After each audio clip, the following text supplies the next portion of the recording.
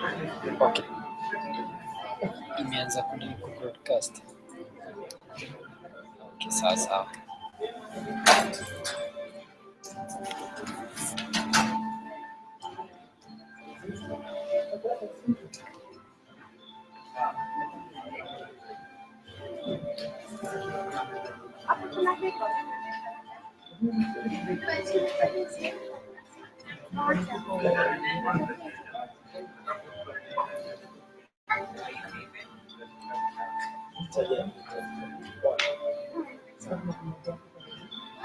Yes.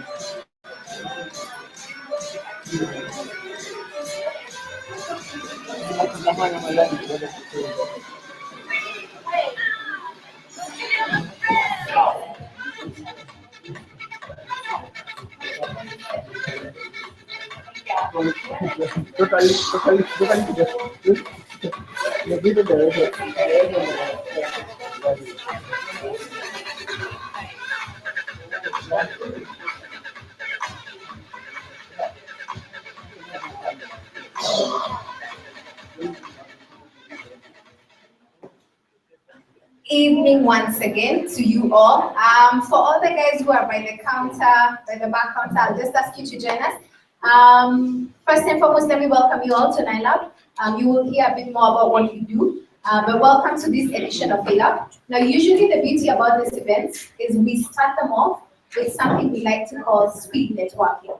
Now, when you come to this particular event, you could potentially meet a potential co-founder, a potential partner, or somebody who's trying to get into a business that's similar to what you do. So for the next 5 minutes, I will give you each 1 minute with each person to quickly speed network. Now what you need to do is take somebody's business card, get to know who else is here within this particular event, and in 5 minutes, I'll sort of wrap it up to just know who have you met and what is the most interesting thing about this person, and probably they're the similar business to you, and if you could work together. So I will ask my colleague Julius to please assist me with the timer. Starting now, I'll expect you to sort of just get off your seat, meet somebody new, meet somebody you haven't met, just get to know them, say hi, just know what business they are in or what their career is, if they're intending to get into business, and if it's something that you're going to be interested in doing together. So starting now. Starting now, you will hear a timer once 1 minute is over. So take time to get to know somebody very quickly. In 1 minute, in just 1 minute, get to know somebody. Just drinks.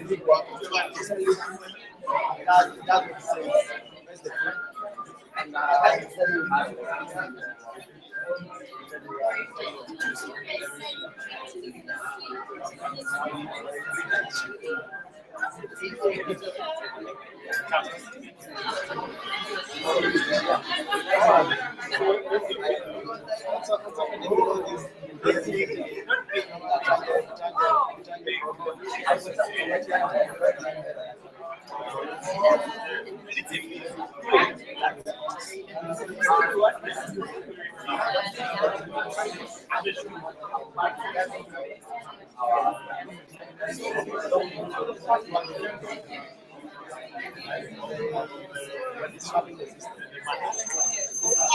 1 minute is over, so move to the next person. 1 minute is over, that's how we call it speed networking. So move to the next person. I will ask you to get off your seat, just get to know people. Starting the second minute is now.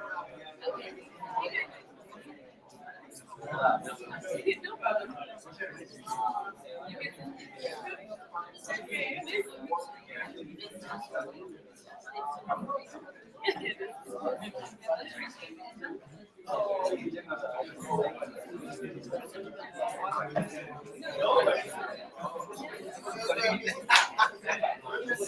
I'm seeing guys that are actually not sticking to the rules. You should move from your seat to meet somebody else.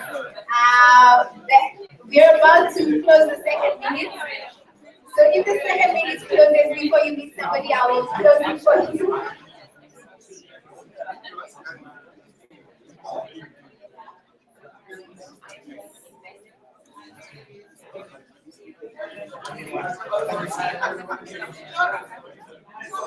So the second minute is up. So move once again. But you started halfway. Just take this one to be your minute. So move guys. Your minute is over. Your minute is over. You need to be somebody else. The guys behind there. Not at all. Guys are not sticking to the rules.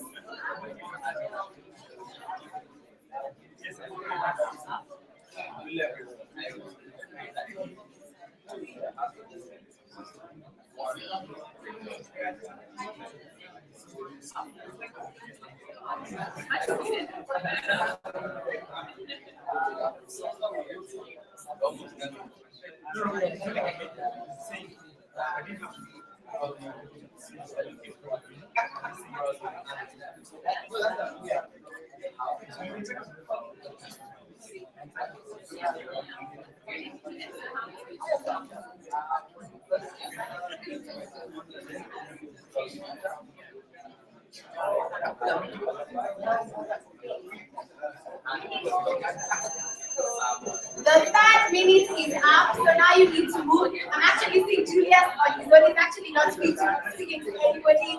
I'm seeing a couple of people who are actually on their own. They've not met anyone. So take your time, move around. 1 minute, 1 minute to meet somebody new.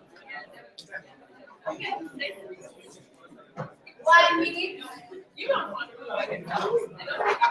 Welcome, Makani. We are actually just getting to meet people. We're calling this session Speak Network. So get to meet someone new.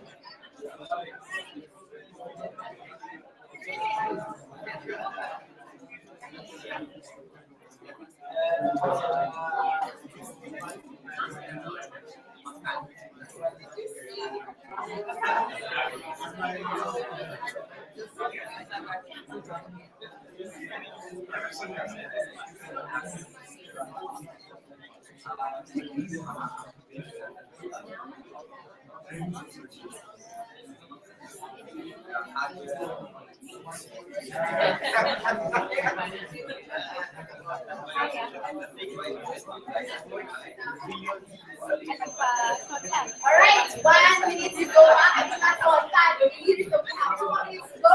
So please switch lanes, round out, round out. Rafo, Jemo,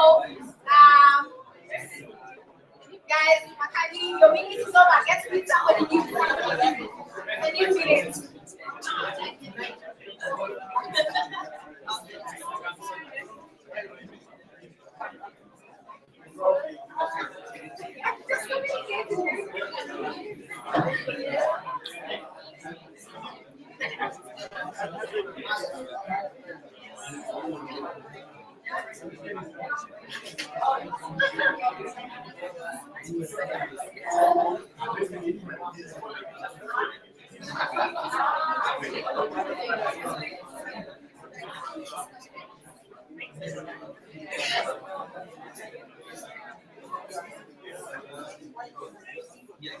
The guys who are right here, you guys are cheating. You guys are not rotated at all. You guys are cheating. Alright, it's time to rotate the final minute. The final minute, it's time to rotate. Time for one more rotation.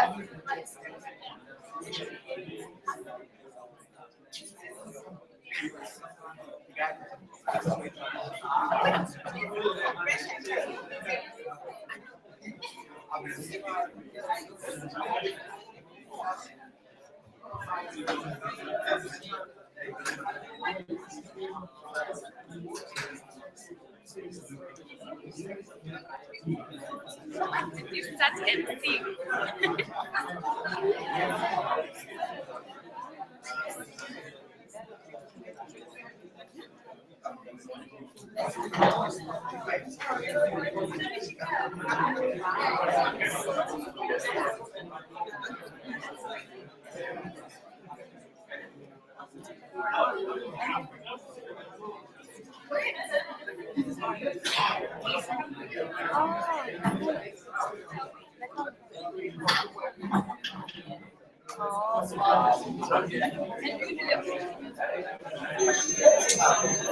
please wrap on our speed networking. Before you get to your seat, please let me request that you actually pick a glass of juice. Kindly pick a glass of juice, guys, and then we can all settle in. Guys, the screen networking session is over, so just keep it at the back. Guys, please pick a glass of juice and we settle in.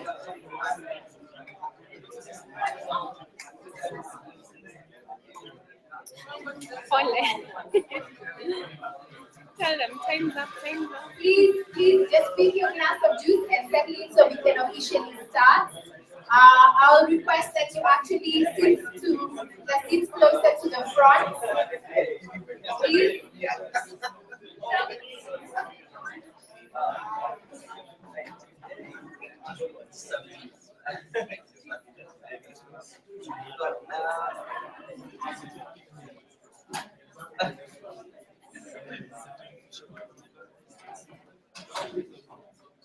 Guys, just pick a glass of juice and just have a seat so that we can officially start.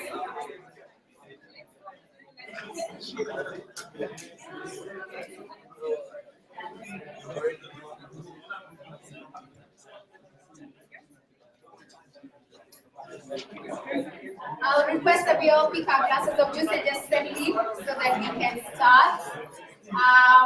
If we could come closer to the front as well, please.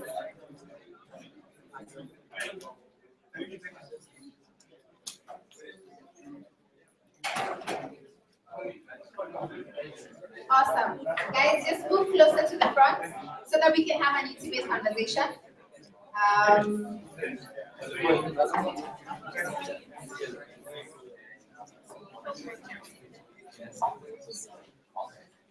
Awesome.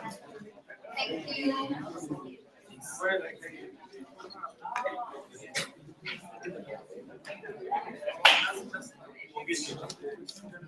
Please, guys, just pick your glass of juice and then we can continue the morning session much later. Thank you.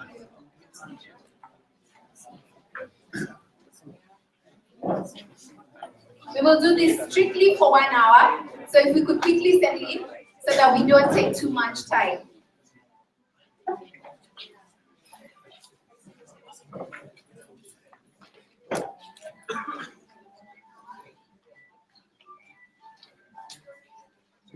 There's a preference for this side versus this side. It's charged. Okay.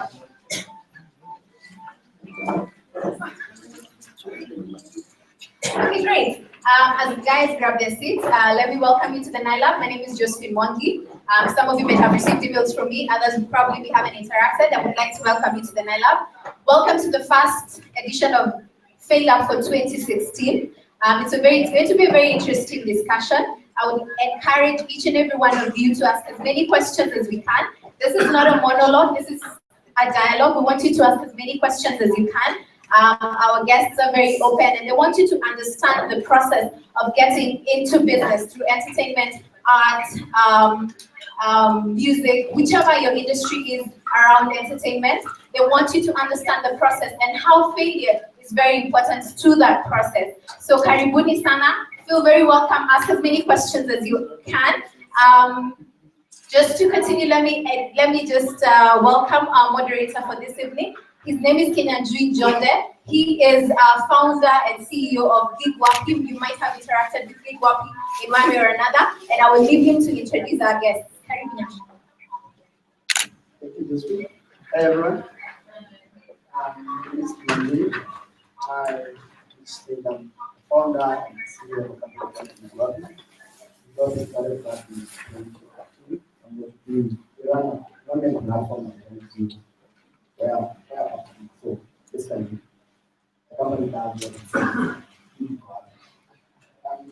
So just to put a few things in perspective of why I've been part of Freelance Project, which is our 6th or 7th edition, and the reason why we highlight in Techsahara was find a way for us as entrepreneurs to embrace change. That's really what makes successful people. If you haven't really failed, you haven't tried, you still haven't learned. So just I want to say a few things. It's a very important session. It's about an hour. We encourage people to ask questions. I would like to drive in the direction, but it's not really a Q&A. I want our moderators to tell us a story of how hard it was and everything. So for anyone who wants to use the internet, we line up and kind enough to provide for internet. There is password. The Wi-Fi is you can see on the wall. The password is do not mess around. Do not mess around. So as well, you can ask the question there. Possibly you might not have the time for everyone to have to answer question. So if you'll be kind enough to help me introduce our guests, Majimaji and Boniface.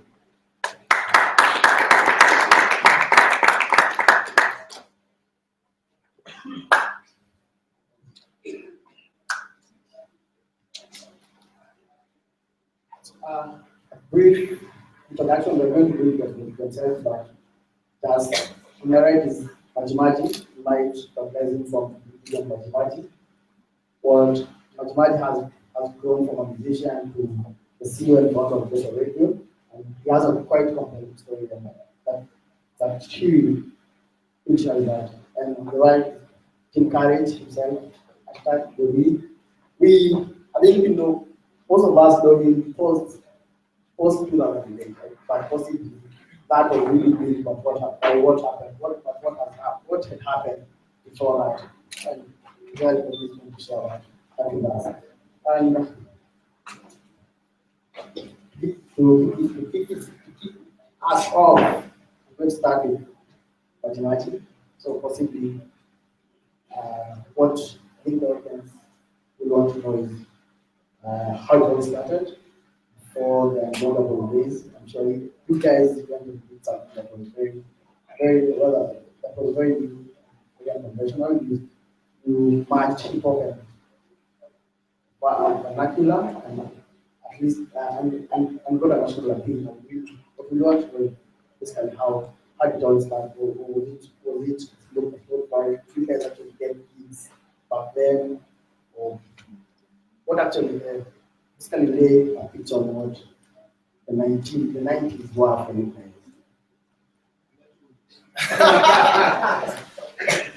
Okay, good evening. Like I said, my name is Majimaji, the popular ones, but the government would prefer Julius Owino on all official communications, but the social one would prefer Majimaji. I struggle so much to say, I'm Julius. Huh? Even on the email. So I think the music journey, to me, is quite worse or it's quite harder than the Ghetto Radio journey. Now the music journey, I started from Kisumu, now just to get back to singing in Togo. And from Kisumu, I think we decided that, personally, we decided we needed a brand. And Foxy had already done something about it, Foxy Question. So they let. So we borrowed a lot from him, but he just made the tempo a bit youthful and having borrowed from people. By that time, I think there was a lot of Dre, Master Rhymes, etc. And you could understand the wave of people for so much. Now that's the best part of it. Now the hard part, in terms of business, music was very, very, very difficult. You could count the number of studios. I think there were 2. And there were about 2 producers, which was Techsahara and Bruce Onyama. Now to walk into any of those studios was like walking into heaven. It's very different from now. Just to get access to that door was like, you had already made it. So that was very difficult. And I think you had to rap or sing your way to that note for them just to hear you. So that was very difficult and it took long. So I traveled from Kisumu by bus as a conductor. I acted as one so that you could travel for free. Kama makanga. So you could travel for free. The hard part was different from now, was a generational gap, and back then singing was like a scene, a very big scene. So there was a huge, I'm sure many of the young people might have suffered or are suffering, a huge parental conflict. You want to do this, they want you to be an accountant or a doctor, or they think you can be a very good lawyer, but inside you, you're burning for something else they don't understand. So due to that conflict, I had to study a little to make them happy, but at some point I said, no, it's not working. So the part of proving to parents what you've chosen can work, I think came after about 3-4 years. But the journey between then and 4 years was hard because maybe most people who can read Hindi have seen it, but for the purpose of it, I said I had to, when I came to Nairobi, I found friends who we studied with our college. So I had to survive with them. And the college was, we got fed up, we have a visitor in the room, he has to go. So from that point, I survived in clubs by knowing details. That was before getting to that knowledge. So because you could rap on Sundays on a club, when you met friends with the DJ, and then the weekdays you could spend the night in the club. So I think I was guaranteed at least 3 days sleeping in the club, the rest of the days it would be better. And you wait for morning to come, so you could hang around. So that took about 3 weeks. I had to find relatives in Dandora. In Dandora, now I met people in the club on talent search. So when we got to the finals, I think we attracted producers. That's how we got to production. Now back from that, going to music now, the business part. Meeting the producer and releasing a song, frustrating. It's one producer, feeling sweet, feeling hot. By then they were like Babyface. The industry was like, you have Babyface, then you have Techsahara. They're on that caliber. Seeing a producer like seeing a hit celebrity. So we stayed in the studio for long, for about a year to release. Now you can imagine the hard part was, in those years you could make a trip to Africa from Dandora.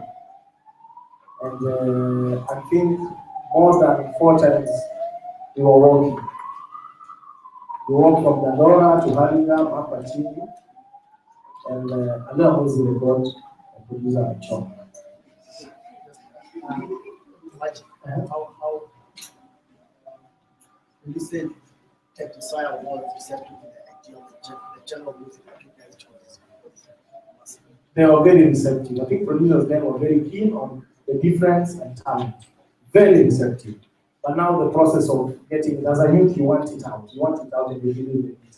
So walking like 4 times to Dandora to Haringam, you know how it is. You give up, you go for another competition, you give up until we record it. Now, I'll jump a lot of the scenarios to the point of Unfoldable, which is interesting, I'm sure. Now, we released in Majimaji and other songs. Now, came to Unfoldable. Unfoldable came after, I think, a break from music. We took a break. We did not want to take a break, but it was consequential. Not really. Again, production. So you're out there, you want to record another, you cannot. The producer feels maybe you have nothing more to give. Maybe they've drained you, or time you're hustling. You feel, can I record? No, we don't like that song. Go back home. You need to do another one. So we got time. But again, you see other artists recording, taking opportunities. You get called for gigs, you're not fronted, so we didn't understand one. It took about 1.5 years. So this is how Bobby was written. We need to immediately say now we need to branch in our own stuff to survive, because we love music, but it got to a point you need to survive. Because in Andorra, your next youth is in crime, your next youth is in what? And they're flashy, they're okay. I think that was the period of the biggest street war I've ever seen in Kenya then was between Mwangi and Kamjesh. That took Dandora, Bagadogo, almost the whole of East Eastlands, and the battle was for the Matatu business mostly, and also that gang, which gang is on top. So it was a huge battle. Same time, we were not recording, so you could easily sleep. Because there was a perception, and then I think that also influenced a lot of tribalism amongst youths. It was perceived Kamjesh was Duoduya, and he was. So the war was even getting, but you couldn't feel it from this side. That in the dollar, you don't actually come to work. So then we meet with him and say, how do we move from here? Because it's gonna get dangerous. They are relating us to Kamjesh. Maybe we are funding or doing anything, so we have to move. We can't record at the same time, which was the only source of money. But therefore, I used to tap phones before recording. When we got tired of working, I used to tap phones so that we get transport. Our target was 70 shillings. So 20 fare to F2, Florida 2000 in New York. Then 50 was could get you soda, I remember it was Fanta, and chips. Entry to F2, your target. So 70 was a target. 10, transport 50, chips, soda, and maybe to close with a few friends. And that was before Team Badimalo, by the way. That was your real story. Yes. No, not with individual. You could target for 70. Or kama na kichwa ngumu upanda matatu na usikipe. So back to our goal. So we meet with Gidi and say, this thing is not going to work. We cannot record with Bruce.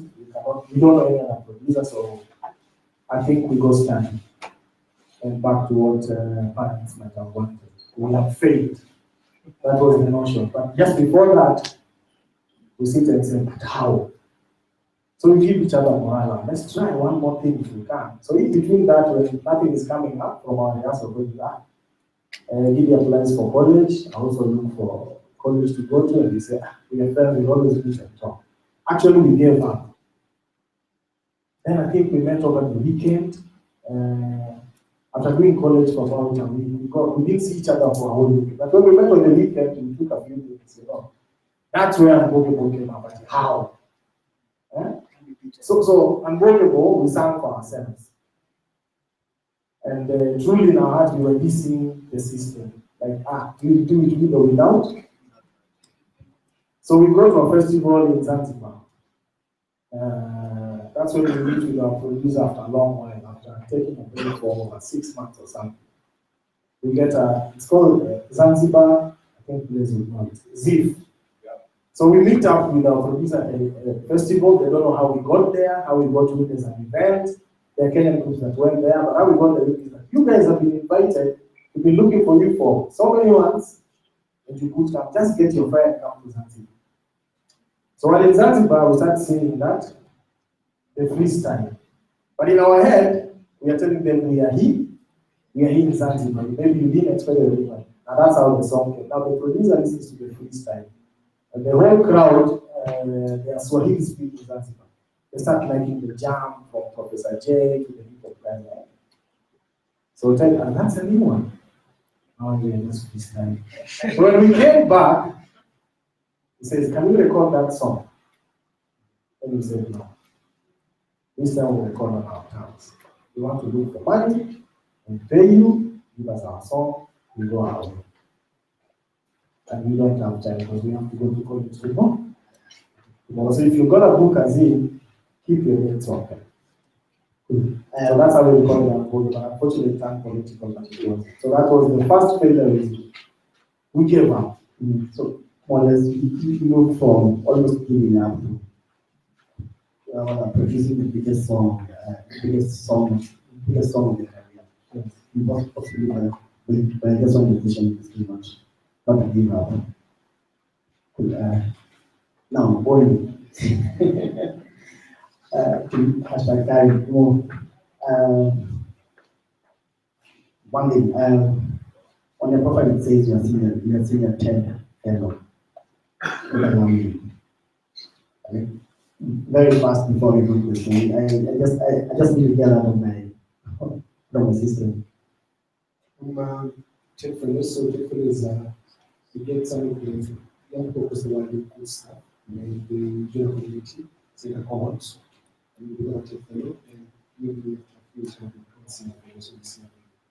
So that's a lot of things we do stuff. Cool. So, and before you started doing good stuff, you started off as a photographer. I understand you were there when the Nigeria bombing happened, and possibly that big children who what happened in 2007 and basically now the social activities that we know. In 1988, I took photos of the bomb blast. I was 15 years old. I was living for the day in the council of the Negatives, and the book is coming out in April. Fairly enough, I think my first failure in Chinese business was living. I was 14 years old. I left school, I've been kicked out of school, I was 14, and I met a guy who had a sweet tongue. He told me in Mombasa, you sell matchbox at 5 shillings. There's no matchbox in Mombasa. You're selling this nice matchbox, you can have a lion in it. So if you go to Mombasa with this matchbox, you're going to make a lot of money. I convinced my mother to give me money that was going for my school fees. I took a bus and went to Mombasa. When I reached Mombasa, I found that everyone was matchbox and they were cheaper than the ones that I had come. Now I didn't know what to do, so I had a number of carrying of matchboxes and I didn't know what to do with them. And I realized I could just try and convince guys to buy the matchbox. So I started selling them one by one on their market. And I sold for a number of days. Some of them featured me and gave me a place to stay for a number of days. And then I was done selling the matchbox and I got at a loss. I bought mangoes and filled up with mangoes to be able to sell. So I recovered that money. I was about 15, I went to high school because my mother was for me, and so I joined my mother to sell books. We sell books. When I selling books, I used to take the speeches and sell them to them. So the paparazzi. So this guy, doesn't remember 1999, what was the concept for 1999? I tried selling photos to this guy and that's when they were broke, that's when they paid me. That was 1999. So I became a paparazzi, 2000 with other guys. I'm 17, never went to high school. And that's the end of the road for me. I decided to make a few choices in my life and to become a photographer. And also to become, I thought I was going to the industry, so I went to local school and then I finished the school and to study journalism and to study journalism. And I was studying, I knew what I really wanted to do, was photography. And how did I start? I used to freelance for Instaparts, which is just the standard. And I used to freelance as a paparazzi. I photographed every celebrity of my days. So how did you get a camera? I bought my first camera for about $700 shillings. It was a film camera. And then I used that, and I put some of it to about 10,000. You had set up the manuals. Yeah, I used to sell books. Like I would go to class, intelligence during the day, and then I would selling books in the streets. Actually, one of the things that actually helped my life was that I used to have books, I used to have selling books. So I sell books in the streets, and then go to class. I would go to class in the morning, and then go back selling books. I used to go, our school used to be called the Mochari University, it's not this road, next to the city Mochari. However, I thought, so one of 7 kids, single mother who was hustling, who was a street trader, she didn't have money, she didn't have savings, she dies, she lives in great areas. Like what my mother gave me when she died was debts, she left me with debts to pay. And so I had to make up plan for my life, what am I going to do next, and plan it out. I think one of the things that you don't do as entrepreneurs or young people, you don't come to course. You think it's going to be easy. And so this guy was doing like Boniface, I think one of my favorite songs is on Boniface. He told us Founder of Pawa. And he went to his books and said that I want this song on my terms. So I knew where I wanted to be on my terms. I said I'm going to become this photographer. And I didn't entertain it for a number of years, for parts, and other inside bars. Blaze was my boss back in the days. And he was my boss too, not really bosses.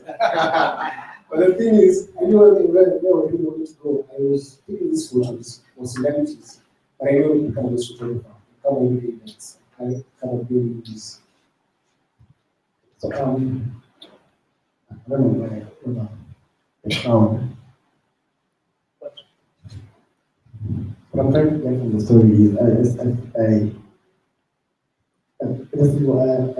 still want to understand if the books you're selling, that was part of your why you homeschooling yourself through high school, or just totally forgot about that?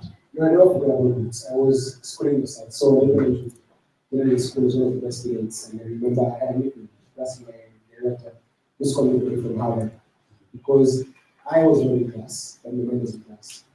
So we sent books in chief, and I didn't know what to do. So schooling myself, but I don't see myself as an entrepreneur per se. I see myself as a guy who's trying to use the tool I have to change. So I do business, not to really make money, I do things. I do business to make a difference. I want to be able to live a meaningful life. So looking around with money plenty, I feel like there's much life than just making money. So even when I was selling books, the motivation was I want to get that level and then I can do the next thing. In 2007, for both of you, 2007, 2008 was a very momentum time for both of you. That's when Ghetto Radio was founded, and that's when Bobby you went back to display what happened.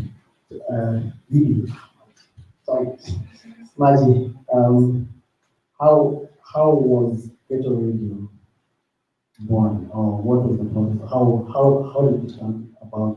Why did you start a radio and not a community service or a studio or become a producer?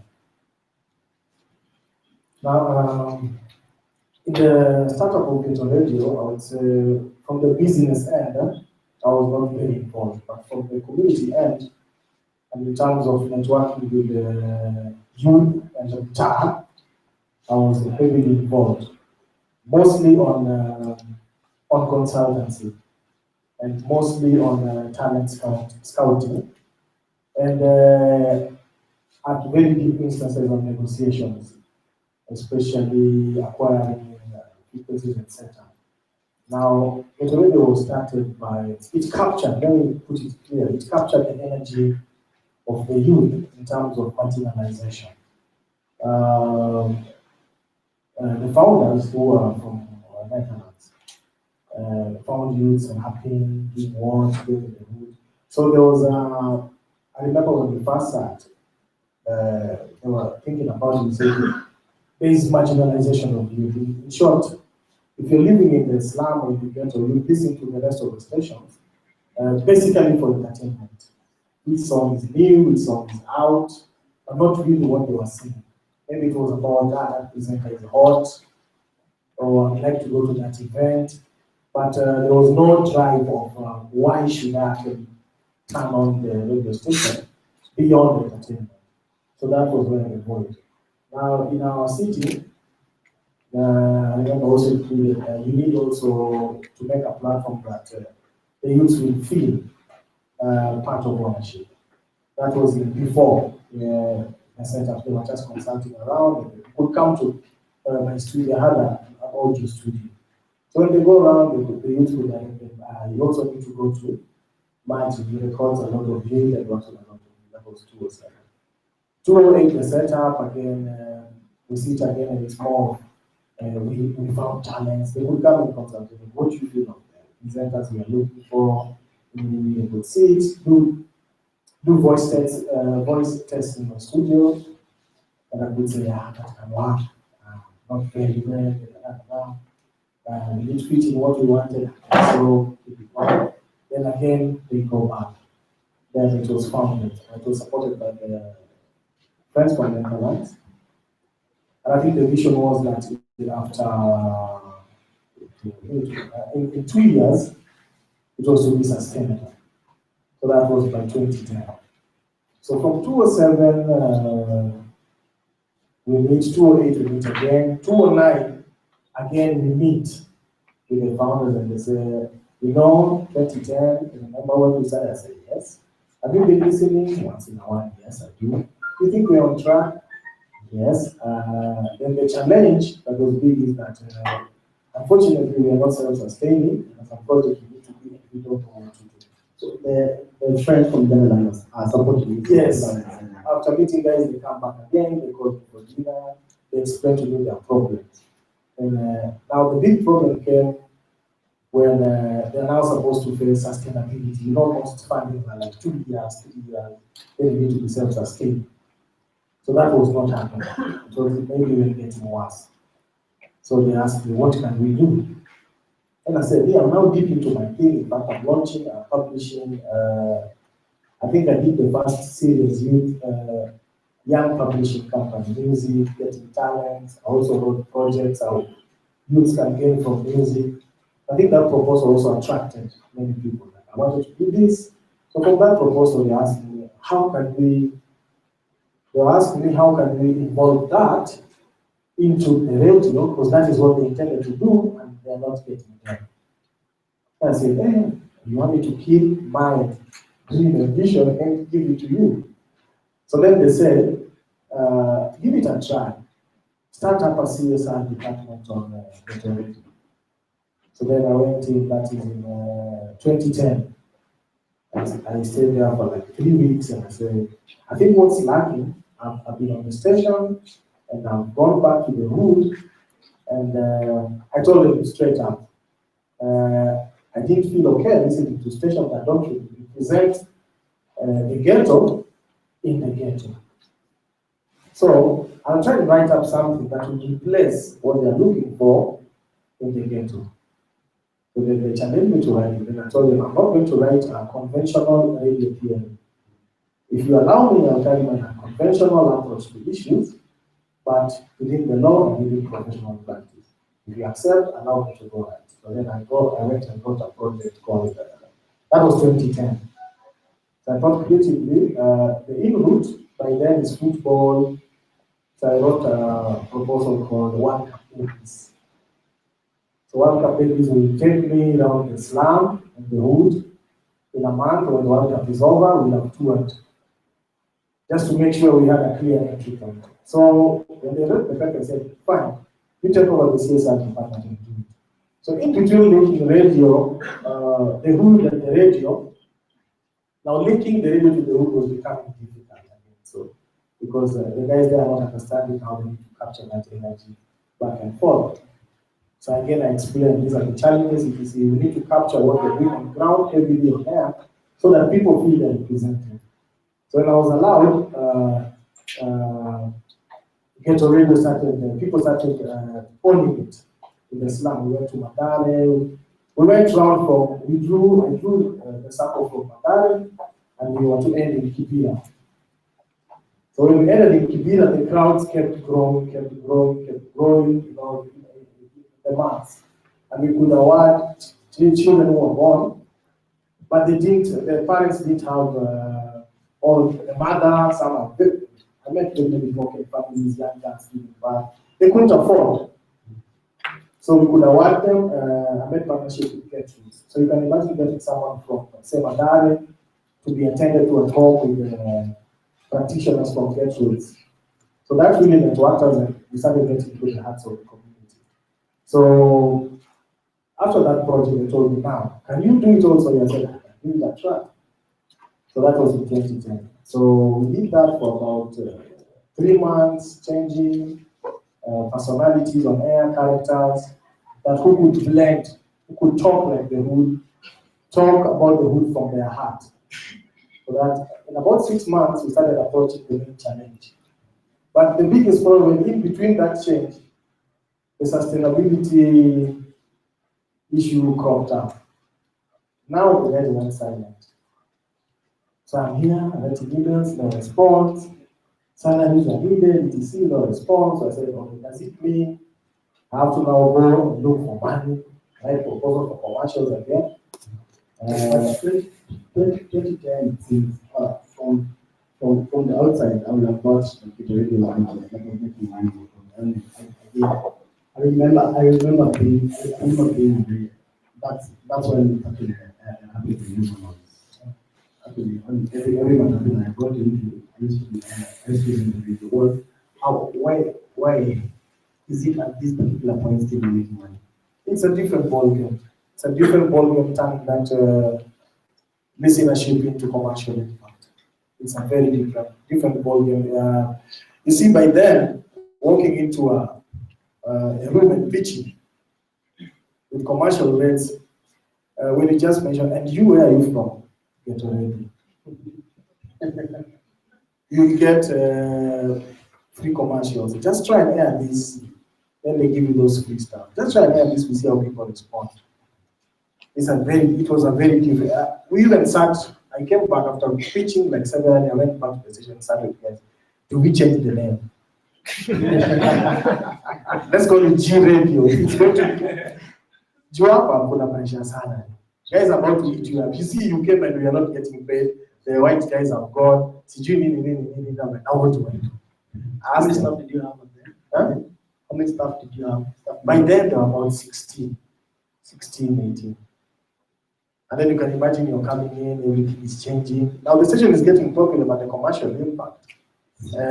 Before that, the commercial impact was funding. Now this one, now you have to get do business. So you go to boardrooms, you go to business, you pitch very well and say, and you, where are you from? Get already. Who listens to Ghetto? And start answering. So it's not about, I think the name, there was a problem. And understanding that sharing, we're going to use an unconventional language, is our main broadcast. So you're like introducing the station instead of them accepting it and paying up for commercials. So very few who would understand it. Once in a while you get NGOs, people understand what you're doing. That was heavy. But I think after 3 months, when they will do that, they will go back and they say, you listen to Ghetto. Just like you're saying. So now we started approaching that sustainability. That was in 2010. Okay, cool. How hard was it for photography in 2009? When were you working at Founder? Which 2004 to 2009. That was a freelance basis. No, I became a full employee. But before then, you were freelance. I was a freelance. How hard or simple was that? Did you contemplate quitting? It was extremely difficult those days. We were doing film, which means that you have to go buy a roll of film for $100, go take pictures, come back, process the film, get a contact sheet, take to the editor to choose for the photo, then they reject. Or they choose one photo, and then they pay you to 50 shillings. And copying photos. Yes, you have to print actual prints, and you have to do that by yourself. Then go to the standard information and say, I have photos to send to you. They have a look at them and say that you don't need to buy. Or they buy one photo and you process like 20 pictures, and you spend more than that to 50 shillings. So you spend to 50 per photo. Even right now, if you look at the nation, if they pay per photo 500 bob, it's a picture, it's 1,000 shillings. It's about 10 years later. It's still the same. When you see a nice cover photo in a magazine, it's 2,000 bob. And on a good month, how many photos would they pay? When I began on a good month, I would make 600,000. I think my first paycheck from the nation when they sold the pictures was 750 shillings. They had another picture when I got it was standard was about the lowest, I think, 1,250. So like 5-6 pictures a month. So the days I think I ever got 500 shillings check. So it was difficult, but I had to get my way in and ensure that I could take nice pictures. Then I bought a digital camera along the way, and because there's no place to learn these things. And the school that I went to did not have a digital camera. One day I went to took some very, very nice photos. And the editor for Nation then was a model to me. Bring me the photos on Monday. It was on Saturday. And I went home, was managing the pictures, looking at all these buttons, the function, then I bought it in format. I formatted. You know, I formatted, then I could not see the pictures. You know what I mean? I don't think there was Google there. And if there was, my phone wasn't smart because there's no LG or Wi-Fi. So, dude, see, I prayed. I prayed, switch off the camera, then so I went, I'm done praying, I'll put it on there. Just magically appear.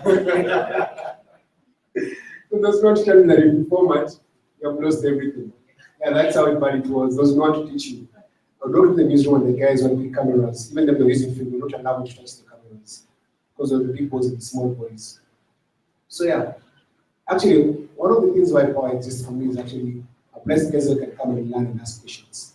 For me, I grew up in the ghetto, went to like the shaggy schools, like all those elite schools. I had to learn how to speak well, I had to learn how to use a fork and a knife, I had to learn how to flush a toilet because I lived in a place where there's no either latrine, and the place where my mother used to live, there was no water. So it was just a toilet that you with a bucket. So just flush things and all other things was just foreign things. And so when we came up with power, if you look at the sentence of power actually, it's a place where no matter where you come from, you can fit in, get comfortable in the space that you're not used to. If you come to one is like a fancy boardroom and some fancy things. Just to build a confidence of the artist who's struggling, to get the confidence that if I walk into a boardroom, I can negotiate. Because when I was starting, there was language barrier. I always put a Blaze as he stepped out. So Buddha Blaze speaks with an accent. I work with him, and another guy called Strand was Australian. They both speak in English. I have to try and listen. Like, yes? Because there's nothing you can say when you're hanging out, you're having a conversation. And all you're doing is like, you're playing what you call Bobo game. It's like a damn game. You're like, because you don't have that confidence. There's poverty breaks you. Poverty humiliates you. Poverty deprives you. It's something about poverty that if you're not encouraged, it makes you feel inadequate, no matter how smart you are. And so when I started, I felt inadequate in my work. I felt inadequate in my expression. I felt inadequate in everything. And so everything that I've actually tried to do is trying to get away from that inadequacy. I love that the picture that you took in 1998 could have opened a few doors for you. I was 15 years old. I was 15 years old. I'm doing a book, and they'll be there. It's coming out in 2 months' time. I was 15. Let me tell you, so talk about people making it. And I don't think it's about making it. It's about impact and about what you want to do. Anyone can take pictures. I have a 9-year-old son who loves photography. And he can take photos. He was acting with this guy, talking to him,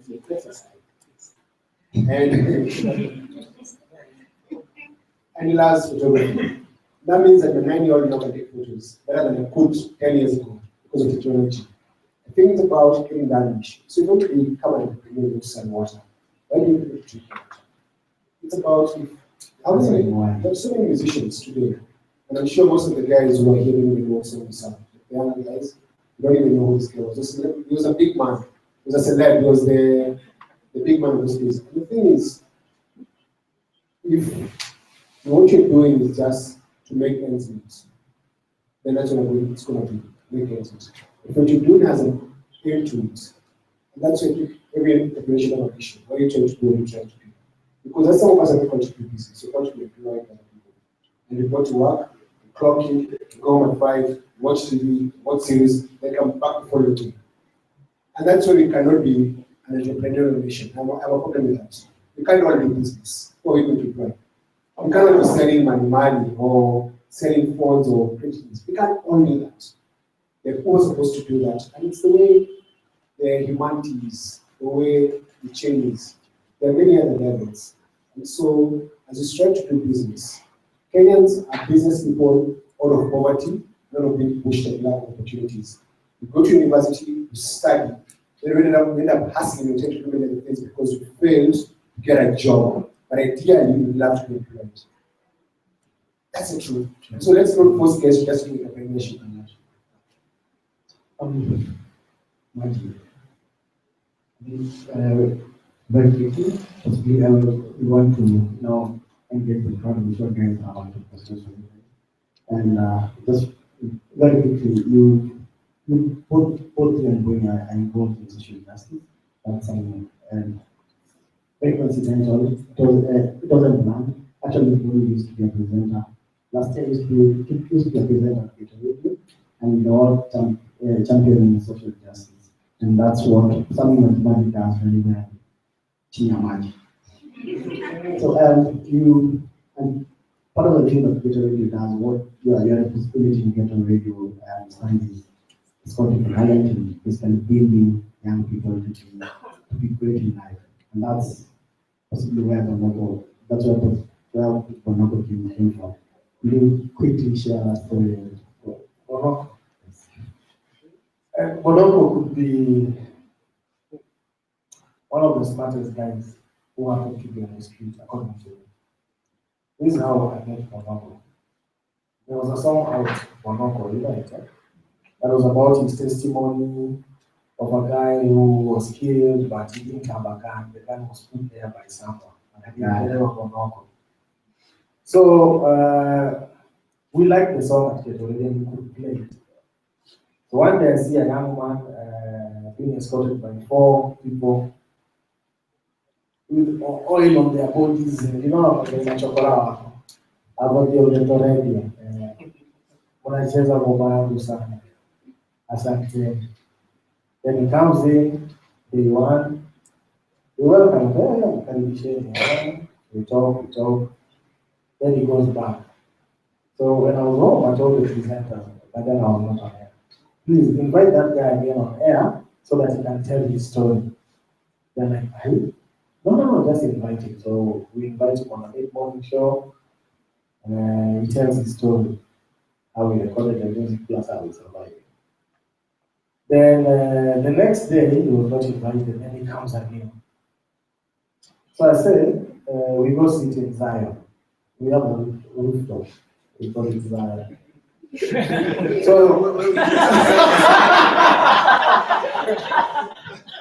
So we sit in Zion with Bonoko. But the guy could talk.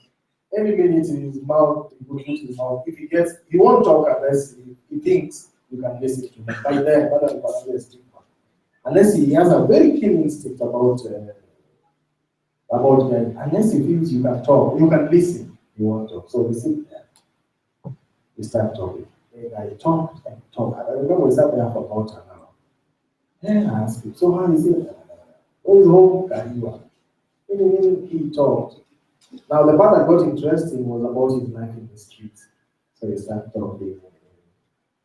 Now, what caught my attention was that how many times he had been arrested. Now, because I asked him why. So he had so many secrets about the street that most people will never know. That sometimes I hear the police have a target. Many times. The straight part was that he was telling me police have a target. So when the courts don't fill up, they have to look for people to fill up the courts. So on those occasions, some chokoras around the law, and by extension, they're given new clothes and they're taken back. Then they stay in for 2 weeks, 3 weeks, then on the talker, they go back to the street. But what caught my attention when I thought environment could be helpful, we were even thinking of employing him or anything. He said, that's after, because he kept coming. So on the last day, I think it was 7th, one of the weekends, on Friday, when we were about to go to the weekend, I said, Majimaji, kwa maisha yangu yote hizi wiki mbili, haki ya Mungu sijashikwa. Sijui ni kwa sababu niko hapa. Well, for 2 weeks, he has not been arrested. Oh, then I said, okay, now, since the arresting thing is painful, I don't want you to be arrested. Come here every day. I'll buy you lunch. Kirika lunch, kuja saa 4, saa 6. Mimi kula lunch saa 6 sawa. Tutakula lunch. After lunch, kaa mpaka jioni alafu rudi kahio. We did that for a whole week. Then he said, wiki 3 sijashikwa. So, if there are good challenges, sasa kesho kuja na nguo safi. Sina pesa. I don't know. But he could buy very good clothes. He was keen on fashion, and this guy is okay, smart. So when I tell the station now, I write a memo. Allow this guy in each show at least 30 minutes the whole day, because he's here the whole day basically. So he comes to the morning show, he's still sleeping back. What called me, I told him, utaanza kesho asubuhi. Saa ngapi? Kwa by 5:30 latest. But the guy has no watch. But what I remember, he was always there by 5:30 sharp. Earlier than even employed presenters. Then I said, hey, there's something about this guy. But when we went on, I would sleep. But when I told to talk, sense. Then I said, go to the next show. Maybe you just like the other presenter. He goes for a break, 10 o'clock, he's there. Mid-morning, drive. He did that for a week. But his chemistry was more with Busi. So after listening to them, I told him, okay, from today, he also came and complained. Unajua pale, bado ananiangalia kama niko street. Labda wanaona naondoka. Na watu wanaona uko poa. Pale jioni. Niliacha nijaribu. I said, okay, from today on, we're training for a month. He picks up. Then I told him you'll be paid. So that you don't ask for money, you'll be paid X amount. But promise me one thing, you're not going to carry you back to the street. And I'm going to have to. So I was warned, so I don't get him a good house there. So I took him to Karioko. Nyumba ingine hapo ya mabati. Nipo watu but we look for it, make sure there was lights, there was a bed, there was a seat, and he could get food. Kuna mama kiosk hapo anampatia chakula hapo kila jioni. But this is Bonoko again. He got his first salary. So kwa sasa mimi pale naona nimeogopa. Nataka nyumba nzuri. Nikamuuliza utanipaje? Unanipa pesa unanilipa sijaelewa. Nitajilipia. Then he rented his own house. So then I knew this guy is changing. After a while, he was no longer the street guy. But what shocked me again after a year, again, he was the most tech guy. Bonoko was the most tech guy I've ever met. He was the first staff member to utilize the Ghetto Radio stream aspect within the building. Nikamuuliza, unasikiaje radio na simu yako? Na streaming live. Aje Wi-Fi. So he bought a good phone for the purpose of streaming. So he's so tech, he's so smart, and that's how he has never been to school. No. He tried. When he came on, he went to school, but I think when he started going back, he was not very keen. Alikuwa anaenda ingine hapo afya center. So he could go study. He couldn't read anything. Now you see he can read the traffic. But that's on his own. He's working hard on it on his own. He's bought a car. He drove himself in 2 weeks. He's bought a car. He didn't know how to drive. Bonoko bought a car, and he has never driven. He didn't know how to drive. But he bought a car because he used to go to night events. As a pesa ya taxi ni zangu. Naonelea nichukue road. Umepata gari super. Pesa ngapi? Nisaidie tu hapo. Ongea na hivi tu wanipatie. But sit with you guys and confirm this is his money, is employed, what else do you need? I can spend, I write him a letter, signing on a character, he does not know how to drive. He has a driver. There's a driver. He hired a driver. Serious. Bonoko hired a driver for 2 weeks. He said, hey, pesa kama hii pa dereva ni nini? Anaangalia katika inaenda. Bonoko sat on the seat. Akakanyaga ikaenda. Very confident, akaingia kwa lami. Hata hakuenda. That's how Bonoko drove himself. Now he's an expert. He could even drive me. So he's very quick, very smart, very sharp. And so that's how Bonoko gets to be on.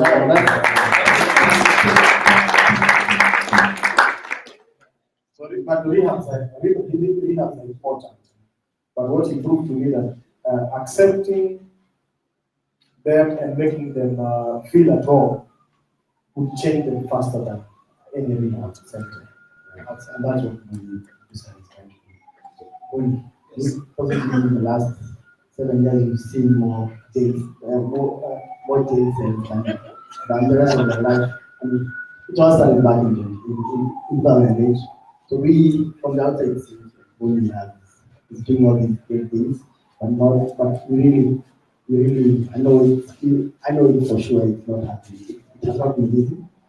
It takes a lot of sacrifice. It takes a lot of, let's say, meetings, time, money, just to build Boniface Mwangi, just to be a social justice soldier. But you know, how has that been in the last 7 years? It's a challenging journey. When I opened Pawa, it was a response to another failure. I was working university, studying economics, documentary photography as a fellow from Babylon, and I finished in July. And I got a letter from Stanford University, and I shortlisted from many applicants for the fellowship. It's the Stanford Fellow. It's called the Knight Fellowship. So I've been shortlisted from a bunch of many applicants to 20 people, and so I was supposed to be moving for the last 12. And so when I came back home, I was very excited. I told my wife we moved to the US with one child there, so we were very excited to go to move. And I was the person actually saying, I'm going to get it and I'm going to go to the US to study. And then around August, I got a rejection letter saying I didn't make it to the last one. I knew that I couldn't go. And I was tired of just being me. I thought, yes, I was trying to, the year before I got arrested for being the president. And so I was in this state of saying, I must do what I'm doing right now. And if I cannot go to Stanford University or this rejection letter, what can I do? And one of the reasons why I applied for Stanford was because of Boniface Mwangi. So Boniface Mwangi was going to happen. My wife and I had a studio in town, a solo studio. I had a Mercedes-Benz car that took it to the alley, paid me a piece of bread, that used to be 20,000, 50,000, 100,000. So I sold my studio, I sold my car, and we went to Open Power. We didn't even have chairs. There was no donor funding Open Power before. Only the people say on Twitter and all that place. There was not a single donor cent to open this place. So we saw the people that we called Open Power. My wife was a team. So there were three of us. I was me, it was me, the tour was the first editor, and Jerry, my name called Sasha, who we came from the US. So I would actually get guests from our meeting, my wife would serve the tea, and then the four of us at the pitch clean the toilets. So 5 days in a week, only for 5 days, and then no chairs, we are raising the party. That's how we began Power. Then we got our first came from our society. How long ago after I started? I think like 5 months later. So by between 2011 and 2012 June, we now went to our rent. And even 1.5 years later, things are getting into like 12 months ago, doing our rent. So there's a time actually I was in debt for 10 million shillings. Like rent and years and salary raise was still at work. And I got someone actually last year, so I was in this contract to someone can say, I pay for the debt. Because money isn't going to be pocket. So when Power works, there's no, that's what I like to learn how to do business. So it's not about making money. We run a space where we empower people, the money that comes back just goes back. There's no like business model that really works because the people that we're targeting, our payment target does not make money. The guys that work from the graffiti, the guys from Kibera, Nigeria, wherever they're coming from, don't have enough money to get the skills. So the people that we reach out to cannot afford the service that we offer. That is why when donor funding comes in, goes to pay salaries, to pay rent, to pay utilities bills, because our main focus is to give services free of charge. As we want to actually try to find a way, how do we empower people with information at no cost? That's what we're trying to do. So it was a hassle. Along the way at Power, so I sold my car, so we went to the one small red car that I put in the gift here before. When money ran out, I sold her car as well. When that ran out, I sold my cameras. I had to sell everything that I had actually. And that was then. So now we have partners who do programs with us. But contrary to what people think, I know someone would say this thing. There's something people find, they think when you get more funding, it's free money. Every single cent is accounted for, and it's audited. If it were true that you received no money, and with this money, you will be caught today on the jail. The same government that says you get donor money, the same government that's going to audit you and look at your Kenya Revenue Authority returns. There's no screaming about accountability in the streets if I'm stealing money and enriching yourself. So yes, there's a very nice line people say, oh, donor funded, donor money. And every single donor cent that you get for any project is actually accounted for, it's audited. The same scrutiny they give the Kenyan government, they give it to us. And actually it's worse for us because we're young and maybe having a bit of money, so they have to actually ask, where is your money going? So there's actually theft of corruption, because this guy actually gets donor funding for some of the things that he did. It was scrutinized. My NIS, tell guys actually, National Intelligence Service has access to my bank account. They know how much money I make. And the money that is spent on the photographer, make less money now than the money that is spent then. For me to be able to make 2.4 and set it up, I had to have another few million shillings, which was my money. Not somebody, my money. But this then I was like a millionaire like that. I was driving a Mercedes Benz. Right now, I was not that person that had that much money then. So I don't want to be too selfish. So we have about that you made also. So I open the panel to the crowd. Anyone who thinks he has question to either Boni or Maji, feel free to ask. It's completely interactive, so anything goes more or less. It's not a personal life. So it's not just free. Okay, cool. I think I can start it off. This is just something that picks up a lot of your conversations. It's two questions. One for Maji. By the time you're struggling with sustainability, you said you had about 16 employees that were relying on you. How did you get motivated to keep going? Because when you have 16 employees and there's no money coming in, it's a bit of a tussle, and you usually give up on sustaining the business, and you say, you know what, you guys, it's been real. This is not working. Go look for other jobs. So how did you get your motivation to keep going? And for Boniface, you talked about inadequacy. And I know confidence is one of the biggest things that help you sell. And as an entrepreneur, you don't have that confidence. You can't convince somebody else to buy what you're selling. So how are you able to reactivate the confidence inside you and sell what you needed to sell as an entrepreneur, as a photographer,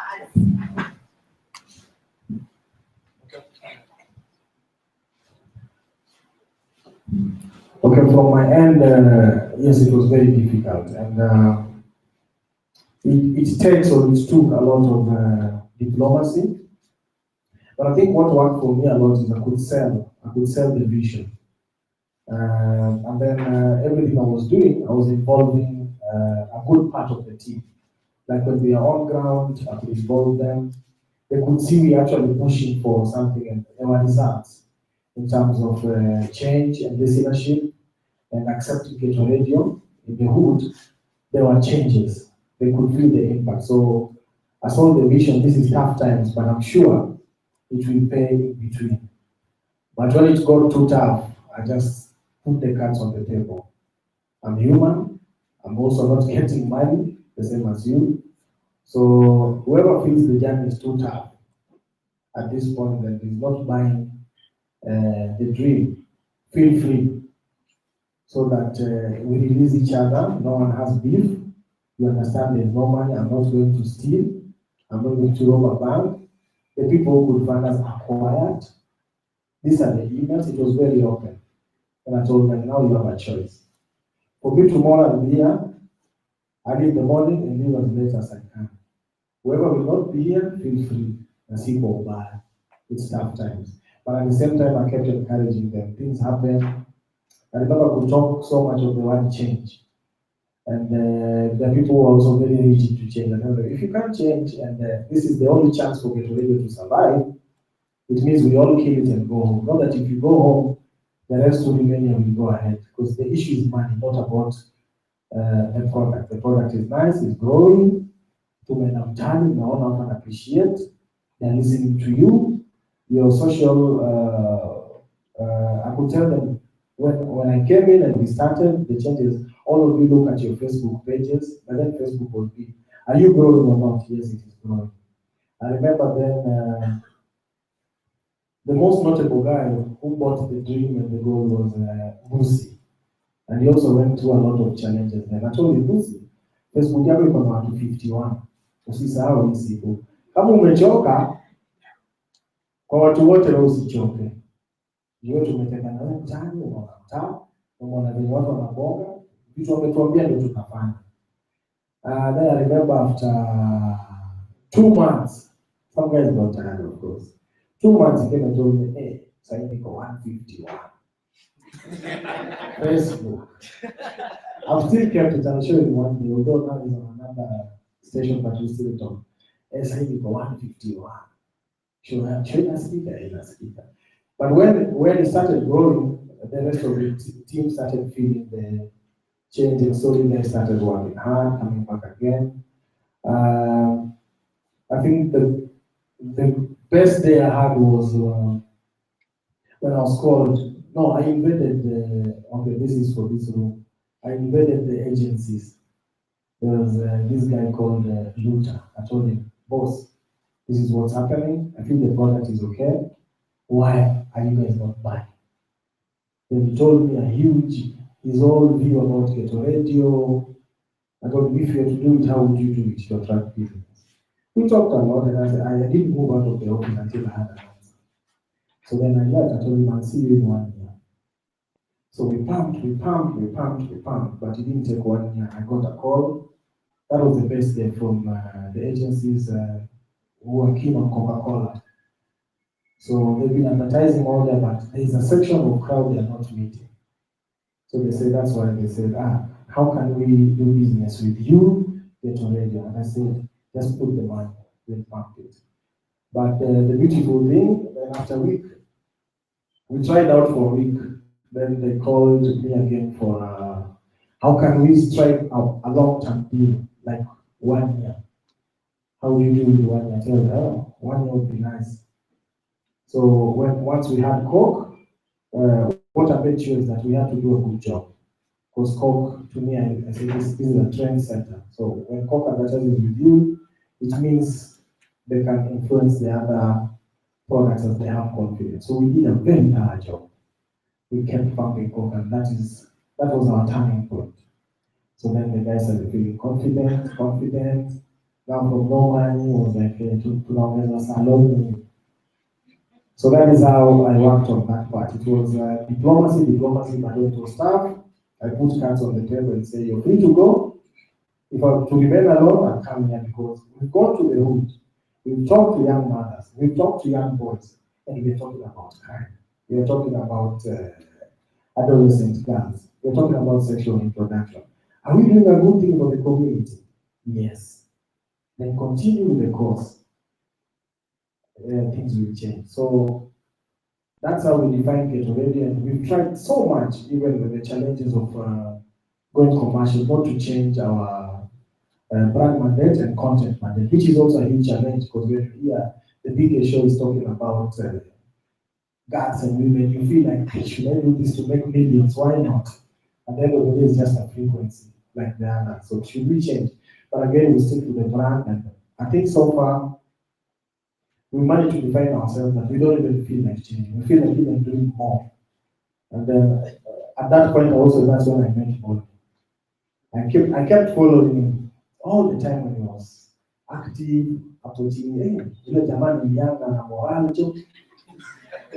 so when he announced that he's quitting activism, while I was following him, I said, this guy's let guys down. He doesn't know.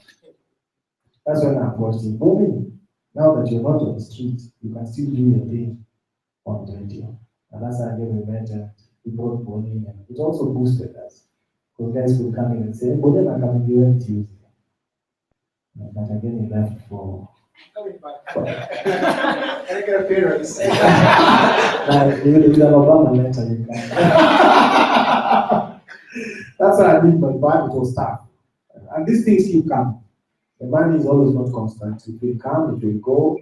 So I think every organization has to try and change with the times, but without changing your brand and your mandate. Maybe the way of doing things, the issues of money coming, it makes business good, because it invites you, it's time to change the way of doing things. Confidence, self-motivation. You have to self-motivate, because if you don't, no one will motivate you. You have to believe in the product, because if you don't, no one is going to buy it. My confidence level on my work was such a way that I could tell anyone that I work for, it's a money-back guarantee. If you don't like my work, you don't pay. And that entire time, only if I had one person, his man was a guy from Zimbabwe. He was a con man, he was deported. Because he took advantage of me. He said, I want my money back. I didn't like the photos he took of me. And mine was a money-back guarantee. Give me the job, trust me, I'll deliver. I'll go to courtings, and guys go to courtings, start eating, start drinking. How do you do that? That's the talk to people. I used to, when I was a student, at a business card. Training photographer or something like that. I was the only person in the school that had a business card. So when guys went out and said, give me a number, give them my card. Then when I issued the first portfolio, I was looking at this earlier today, and I used to walk around in my portfolio in my work. Like, what have you done this year? So this is what I've been able to do. I would, before I talk about anything, talk about my work. That guy, I don't like free lunch or free food. I don't like those things. I use the opportunity that I get at a cocktail or an event to network and get to know people. Walk around. Make it as a rule for yourself. Everywhere you go, before you have your first drink, talk to 5 people. You never know who you're going to meet. Some of our biggest partners at Part 234 met them at cocktail parties. Guess what? It wasn't only in a class, it was only in a business card. If they're holding a glass, it's fine, but I would be able to engage them and say, let me talk to you about what I'm trying to do. And then be interested in other people's stories and learn how to listen. Because when you learn how to listen, you know what to say, you know what to say. Or as young people, we are good to sell. Don't be good to sell. Yeah? Don't be good to sell. Some of the guys, like the person who paid my bill last year for 10M, is a person that did not sell anything. Just sat down and spoke about things. And we got to know each other. Some of the guys who have been able to, when I need money, I can tell them, please give me this much money. He's going to give me the money for free. People that I was interested in them first before I wanted their money. So forget about selling. And then get a compelling story for your product while you do it. Making money is not a compelling story. It is not a compelling story. And you need to love yourself. Because if you love yourself, they're going to put you down. You can always come back up. There's a time I went to take photos at a center, and I got kicked out. The other photographers was a fashion show, it's at the next channel, and they kicked me out. They had a small camera, maybe they didn't like how I was dressed, maybe I was smelling, I was very tiny, I was very skinny, and I went home crying. And I remember my son coming back saying, I'm so sorry, I'm skinny, I want to go back. But I still had to motivated myself and be able to, I was able to go back. The truth is that all of us have insecurities about our weight, our height, our teeth, our looks, our skin color, the school that we went to, all have insecurities. But let your self-motivation, your love for self, overcome the insecurity. All of us have insecurities. Even the most powerful person in the world has insecurities. Even the most richest person has insecurities. We all have insecurities because you always be a different person than you, someone who is better than you, someone who wants something over you. But if once you love yourself, that becomes the counterbalance. That becomes the shock of soul. That becomes the thing that says, doesn't matter. And let's stop comparing ourselves. I don't think Naila and I should be in competition. They're 2 different spaces. I don't think me and Sam should be in competition. I don't think me and Mike should be in competition. Some guys, like, I've been a photographer book, and it has been photographer for many people. But I'm talking about a market of 6 billion people in the world. So we're talking about, the book, the people buy a book for 5,000 pounds, and we know them by like, okay, they wrote by the road in New York, in Geneva, in Mumbai, in Singapore, they buy a book.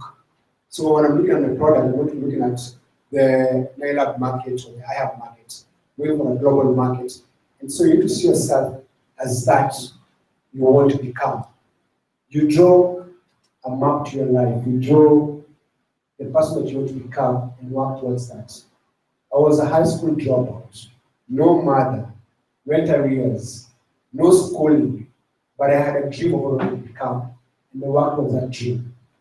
And the truth is, the bottom line is, you must be willing to pay the price, because it's a cost to it.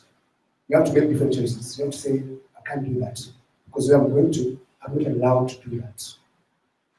And you have to discipline yourself. And then you need mentors in your life, people that you look up to, people who are going to guide you, people who become your goalposts, people that you can run to and cry on your shoulder and say, I'm failing, what do I do? People that you can actually open your heart to and don't go and tweet about it, blog about it. Because I have struggles every day, I have insecurities every day. And the people that I talk to never talk about it. They'll never say it because they're like a father to me. I tell people about circumcision for completely circumcised people. When you be circumcised, you have to be naked, you have to open up your legs, you have to be very vulnerable. Even for a woman to give birth, you have to be that. You need to get someone whose opinion you trust, or level you can get naked with them, and they're going to do a procedure. You're going to be circumcised, or to give birth, to see a gyna. You're not going to give yourself out. If the person is a professional, you open it up to them because they can be able to help you you will only have to do to you. When it comes to career, you need to do the same thing. That when you get someone who looks at your work and tell you it's shitty, and look at your work, it smells, it stinks, and this is an indication. It's important because do not believe your own hype. Do not. Na Twitter na likes na retweets is not prepare rent. See the photos of people when you are rent. People's opinion. You can't go and tell my landlord. Sina pesa lakini Majimaji aliniambia kwamba mimi analipa rent nayo. Nitafukuzwa nyumba kalala nje. And guess what? Poverty and the motivator. You have poverty. You have to get confidence. Thank you. Let's go ahead and just ask about the mic. Yes. My name is Boniface Mwangi. Majimaji for being really inspired by what you guys are talking about. I have 3 questions. Congratulations, first of all, on your success. My 3 questions are: number 1, how sustainable is what you do? 5 years, 10 years from now, will what you do still be relevant? Number 2, if not, what are you doing to make sure that you're still the pace setters in what you do? And thirdly, is there any plan for a legacy? Both of you, clearly your businesses have worked because you're very passionate. Take in the new regime, when he gets a cabinet secretary position, one does about 254, and same to Majimaji, he gets a CS position, where does Ghetto Radio end up? So 3 questions. Those are 2 questions. 3. Sustainability, legacy. Sustainability is 2 questions. Is it 5-10 years from now? Is what you do still relevant? And if not, like, are you guys innovating? How are you innovating? That's 1 and 2, and then 3, legacy. Okay, I think from my side, I think sustainability of Ghetto Radio, I think we're at a point where it will not be an issue about the brand. It will be an issue of how are we doing business? Who are our clients from now on to 10 years? What is our type, our mode of business and our type of listenership? First and foremost, you recall a little bit a while I said there was a challenge of the name till we sat and said, hey, when I go to the boardroom and write G Radio, so until they say it's Ghetto, that's when I spelled Ghetto. But again, when I went back home, actually I sat with the market and I told them the feedback I am getting and you are getting is that Ghetto Radio is not a proper name to put out there on the commercial field, but mtaani it can be embraced by a particular type of people. So the issue was to address that. So we started the G Radio si baya, kwanza inaka G inaka fiti sana. Then when I came back the next day, we were to sit and listen to ideas. What did you guys think of? So I had guys talking, but I could hear the feedback we are using. I told them, listen, as far as I know, we'll think of a name that someone else will think of, from G to F to whatever. I said, let's stick to Ghetto because being different is also okay, and it defines our brand. So I think the success point is in the name. So if we can stay rooted to the name, and the business models can change. How do people advertise? Are people going digital? Do we strengthen the digital department? Do we add more marketers? That can be different. Do we change our talents? That can be different. And the youth communicating differently on different modes? That can be different. So on that aspect, I think we have a great chance in terms of brand to be sustainable. And Ghetto Radio can be as long as it wants, but it will be sustainable because business approaches can change. So for 5 years, it will be sustainable. In the part of leaving a legacy, I believe in that. And I believe leadership should be passed because you can't roll on the same ideas all the time. However much I'm fed with ideas, I'm sure I'll stick to 1 or 3 which I might not change. For the business model to change, I have to give way. Because I have to accept you're a youth now, tomorrow you're not. And talking to the youth, you find at some point you have to understand. So you have to give room for someone else who will understand. Kwa nini makanga anafeel hataki kumwa uniform. But when you grow older, you say, actually, you need to put on uniform. You look neat, but them, they're not understanding. So you have to give way. So on that part of moving is not an issue. That's not an issue. What I know is as long as I'm there, what I have to make sure is that Ghetto Radio attends to its brand mandate, community mandate, and attracts commercial without changing what it stands for. And then I'm also aware that media is changing, and with the environment changing last year majorly, the success of any media house I don't think is growing big. I think it's sticking to your niche, so that anybody who wants to buy a purple cow should be able to get it from you and no other market. So I think the success of media, according to me, in the next, I see kids, they use tabs now very easily than we used to do. So the success is sticking to your brand. What are you going to feed on YouTube as Ghetto Radio? What are you going to say on air as Ghetto Radio? How different will be your event as Ghetto Radio?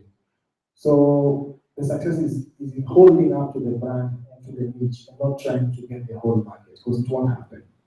I'm sure you guys are experiencing it. It won't happen. Getting the whole market in the digital platform opening, that won't happen. And I think we are about to invite also online radios. So that's going to take away a lot. So if I was told to name 5 radio stations or 10 that will be there for quite some time, Ghetto Radio will be amongst the top 5 for me.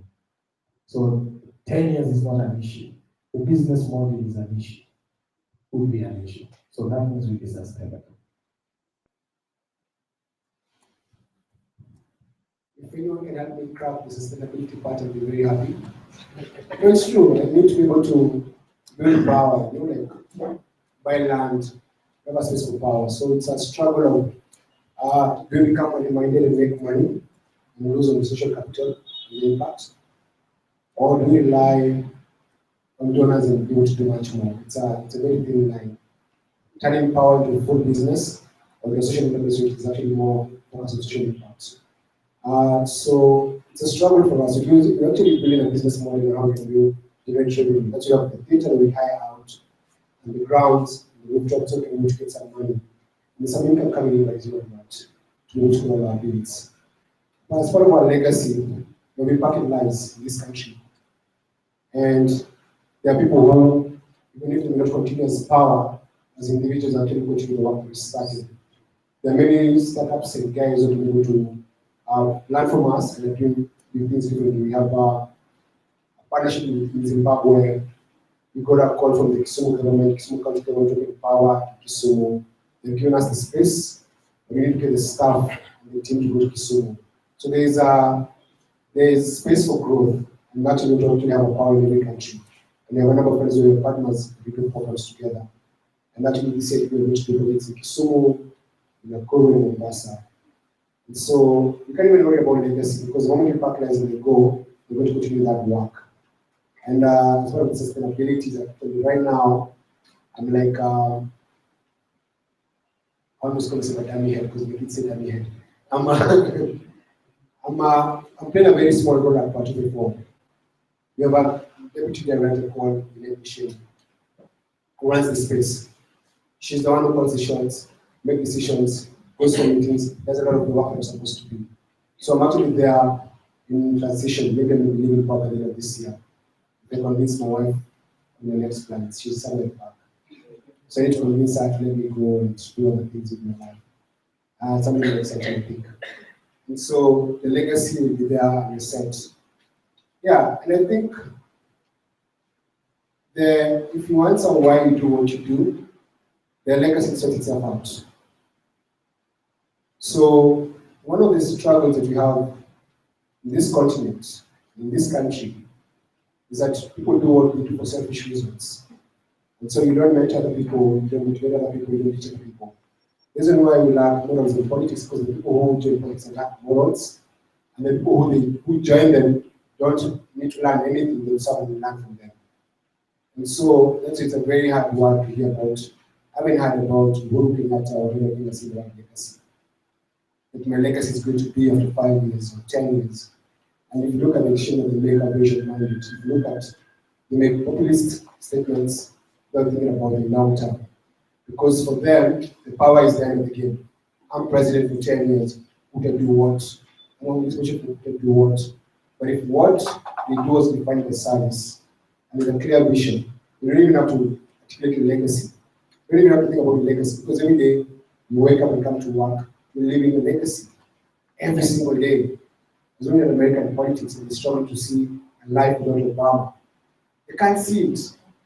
The way the guy was like, are we going to get Cruz, or Trump, or Sanders, or Hillary? It's a different ballgame. But guess what? Obama went there in the very clear vision is like, this is me. He's been living himself every single day. And people look at how do you live without this guy? Who was that? Who represented the radio ability? And so, as an entrepreneur, it's a product. And if you look at the jobs, what you're trying to do is meet a demand and solve a problem. The legacy is sorted. You don't have to think about it. It's like breathing, because your vision is aligned to your values and your morals, and you know where you're going. So you don't even have to say the word legacy to anyone, because every single day you live is a legacy. And I just know it.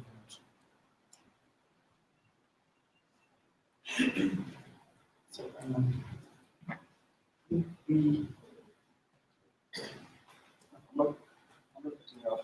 just want to say, we'll take out of the more questions. Anyone who feels that we really have this something that possibly might be that whole crowd and all discussion, I think actually more, then two other more.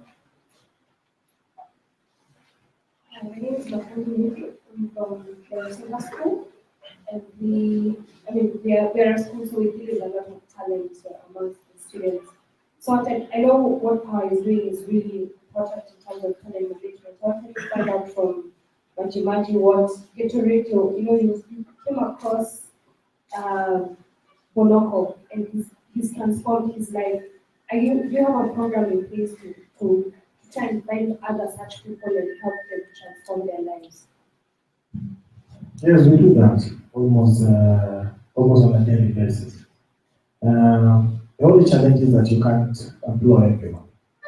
And most probably, what I thought about sometimes back and advised my board is that so that it's not a crash program like Bonokos, we develop a talent segment where guys can come just practice broadcasting, so that even if we have to introduce someone else, they go on air fresh.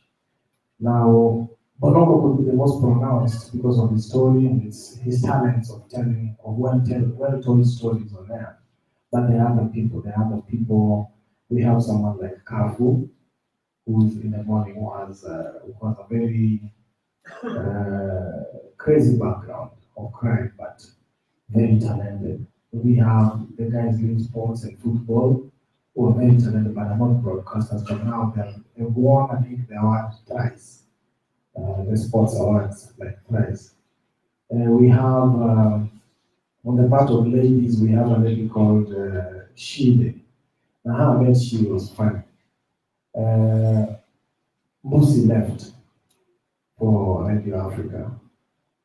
Fortunately, not unfortunately, fortunately. Why I say fortunate was that before that, we had a lot of backlash on social media. Ghetto Radio, Nachukua Mtani, the journalism field has been invaded with very not talented people, they've not gone to school. The elite people were complaining, the elite broadcasters, they were complaining. Now you see what they're talking about, man, morning to evening, they're from the street, they don't know what they're saying. Now, fortunately, Radio Africa takes Mbusi, and I wait for the next blogs to come up about Ghetto Radio. Because now we have an answer. If it is that bad, why are you having that? If it is that bad. Now they really started considering, understanding the non-conventional platform that radio was creating. And I can probably say that from 2010 up to now, I think everyone is being shared. They're not just saying it loudly. but everything is sounding like what Ghetto Radio was looking for. The media platform has changed.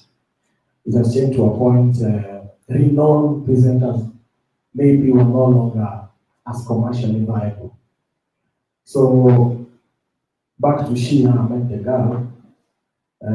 We normally, based on the same thing, sometimes I go to the ground just with a recorder and record stories.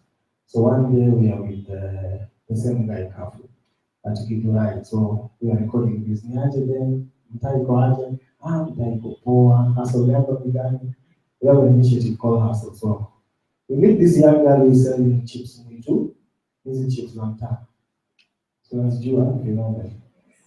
Now, what was interesting was this other side, there are young men with silver.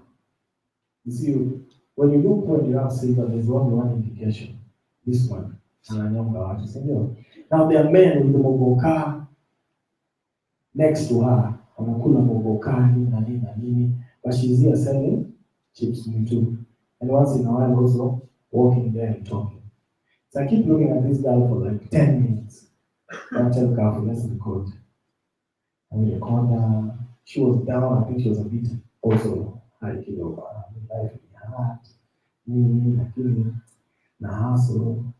That was about 6 months before Lucy left. So when Lucy left, we started shopping around. Who are the renowned names who can take over? I sit with renowned presenters, I listen to the course, I'm like, hey, that's too high. Then I play all those clips again. I keep listening to this guy. I said, I know what to do with the line. And I call and say, see, let's go to the station and just visit. Then I tell her, go on there, say hi to guys. The moment she talked, he didn't even know what she was saying. I think it was done.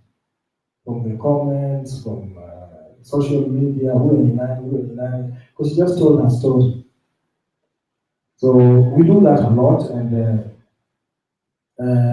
maybe the growth point of us, so that it is not a crash program, is to involve such a department, or maybe even one with Power 24. So Power 254, sorry. Power 254, maybe even since you already have the setup.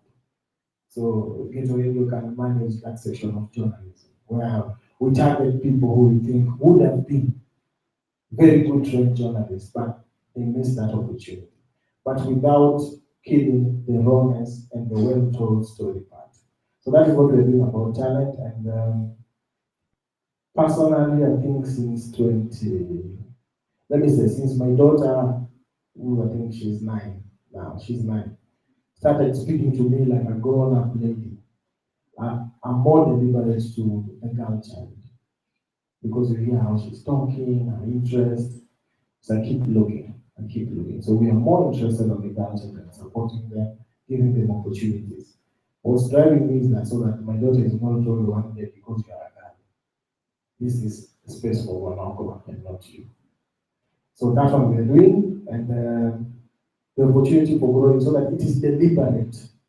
What I feel very bad about is that sometimes we look at that. I meet so many talented guys, you don't know how to take them. These DJs, the DJs who play for 5 minutes and say, that one is talented, that I won't work. I can't send your mixes, I can't know you.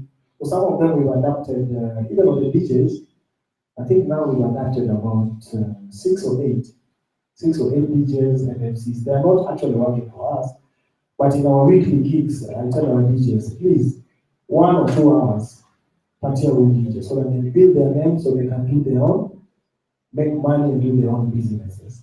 There is a side of music, but music because we are radio, but music here has never failed me. So I keep getting music, I keep getting calls, but now I don't run the studio. So I refer them once in a while to studio, they record music, it's back. And deliberately we put radio features to deliberately support brand new music and brand new talents. I think the future, since it's a coincidence, we here, I think I'll talk to Bonin Challenge, and the other aspect of growing Power 2.4 is we have a talent side for, not photographers, but I'm very keen on non-conventional radio. Because the stories in the hood, or the stories about life, can never be told conventionally, but can be written conventionally. So the success for Ghetto Radio is making sure that production, no, that's about Ghetto Radio because I mean it. The success of African media is Africans talking like Africans and addressing their issues like Africans, telling their stories about war like Africans to CNN, and selling to CNN their stories. Not the vice versa. That's the future for African media. And ignoring the conventional setup that a breakfast show is done like this, a hit radio is done like this. We want to do journalism and cover our stories and talk about it. Entertain, educate, and empower. That is the future for me, that's the future for media in Africa, but the future for Ghetto Radio, because I'll be biased every day.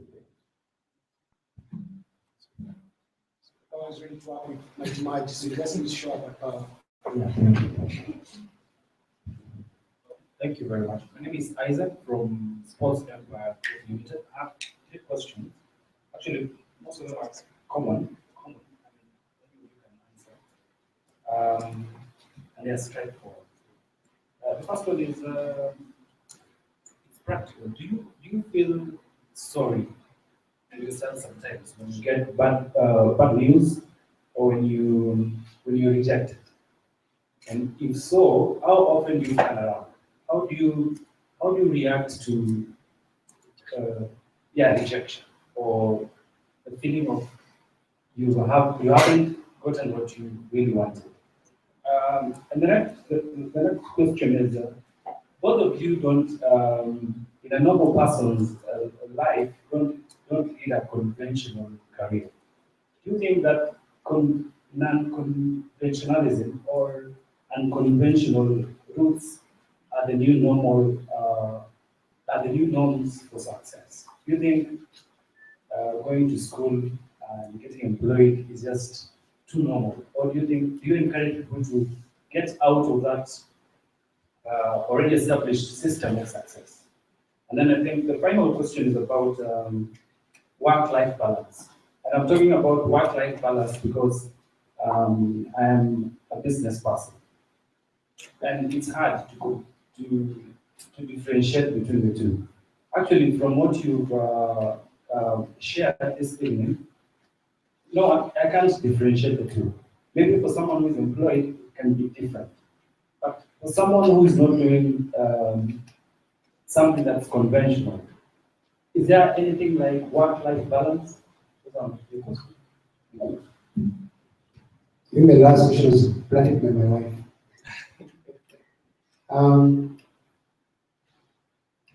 Self-motivation is to keep success. We all get rejection every day. For every 50 proposals that you send, you get a response from 5 and 4 rejections. 1 is a possibility, 45 and no reply. So that will happen.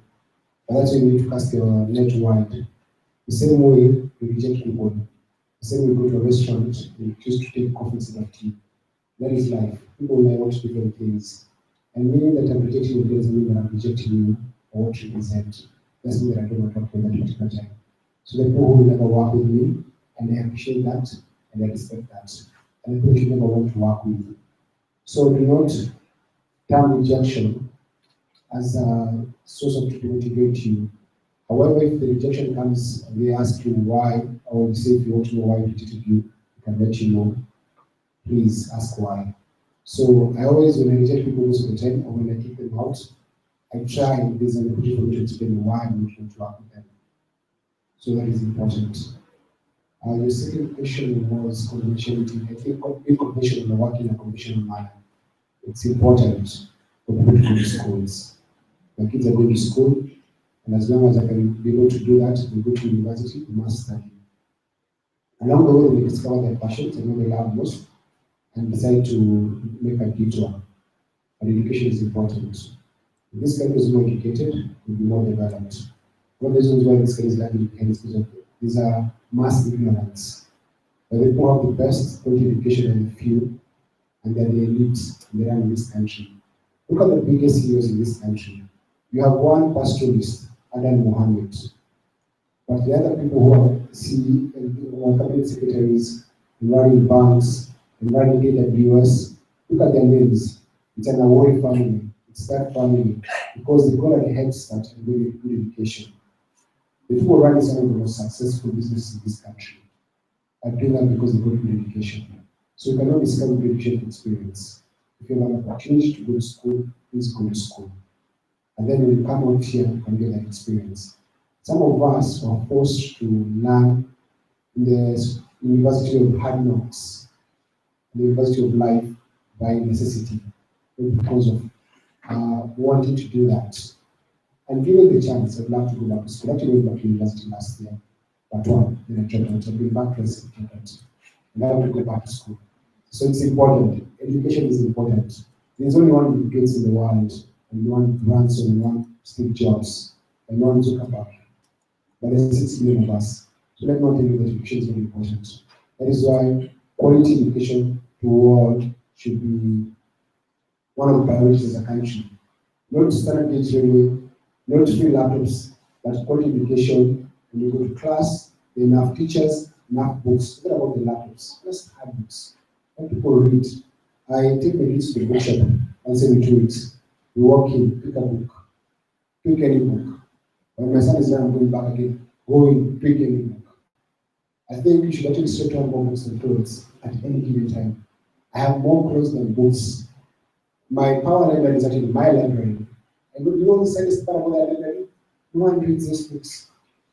It hurts me that there's so many. Knowledge is cheap, man. Imagine someone lived a life and learned so many lessons. And they write a 300-400 page book for 2,000 more. You're buying knowledge for 10 shillings per page. Everything they went through, their failures, their secret success. Knowledge is everywhere. I don't understand why you don't read. Because if you read, you learn by idiots. You could make different decisions. It's true. It's true. If you guys read, actually, look at how some people reason like, no. Now, I'll give an example that is very political. Ogono says that she's being fought because she wants to become governor. It's political. But money was stolen. So how does her community and her political ambition have to do with the money being stolen? But if the road class, we guys who are here, the mass of people of these people, if you could reason, you could see through the bullshit. It's not politics, it's theft. But guess what? Politicize. It becomes tribal because of the lack of education. So it's important for people to get educated, because when you get educated, you can actually disagree when you disagree about. Me and some issues, but they don't see eye to eye on some issues. We disagree a lot. And guess what? We find ourselves hanging out. We're not enemies, because we have learned that our ideology does not define our friendship, because we can be ideologically divided and very apart ideologically. When it comes to friendship, we're friends, and we can talk about kids and motorbikes, stop driving, and other things. And that what happens in a mature democracy, and we have an educated class who can see beyond this guy being his tribe and seeing what he is as a person. And that can only happen when people are taught in schools and are taught how to reason, because our education system will never learn how to reason. We cram, we pass exams, and we want to impress some people, and we realize, yes, he has a degree, but he has not confidence. Work-life balance. One of my biggest struggles for me as a young father who has 3 kids and beautiful wife is that I don't have that balance. I don't know me-time and work-time. And my fear is that if I don't take control of it now, I'm going to be old and I'm stranger to my kids' life. That's true. And so one of the things that I'm trying to do about deputy who's taking over power, one of my new areas is actually to be more home often, do more stuff with the kids, and be there. The reason why we have a broken country is because of our outside fathers. The reason why our politicians, and some of the times that refuse to retire, is because they have no one to go home to. It's true. They spend their life in the courts, in politics, when they go home, they're always strangers. So the only life they know is the court, and their office courtroom, and political rallies. That's why this man had refused to retire. When Timama was working with us, sick, and he was sick, and he was dying, because when he goes home, there's nothing to do. Those kids don't know him. And that's why he goes for things like that. And you know why?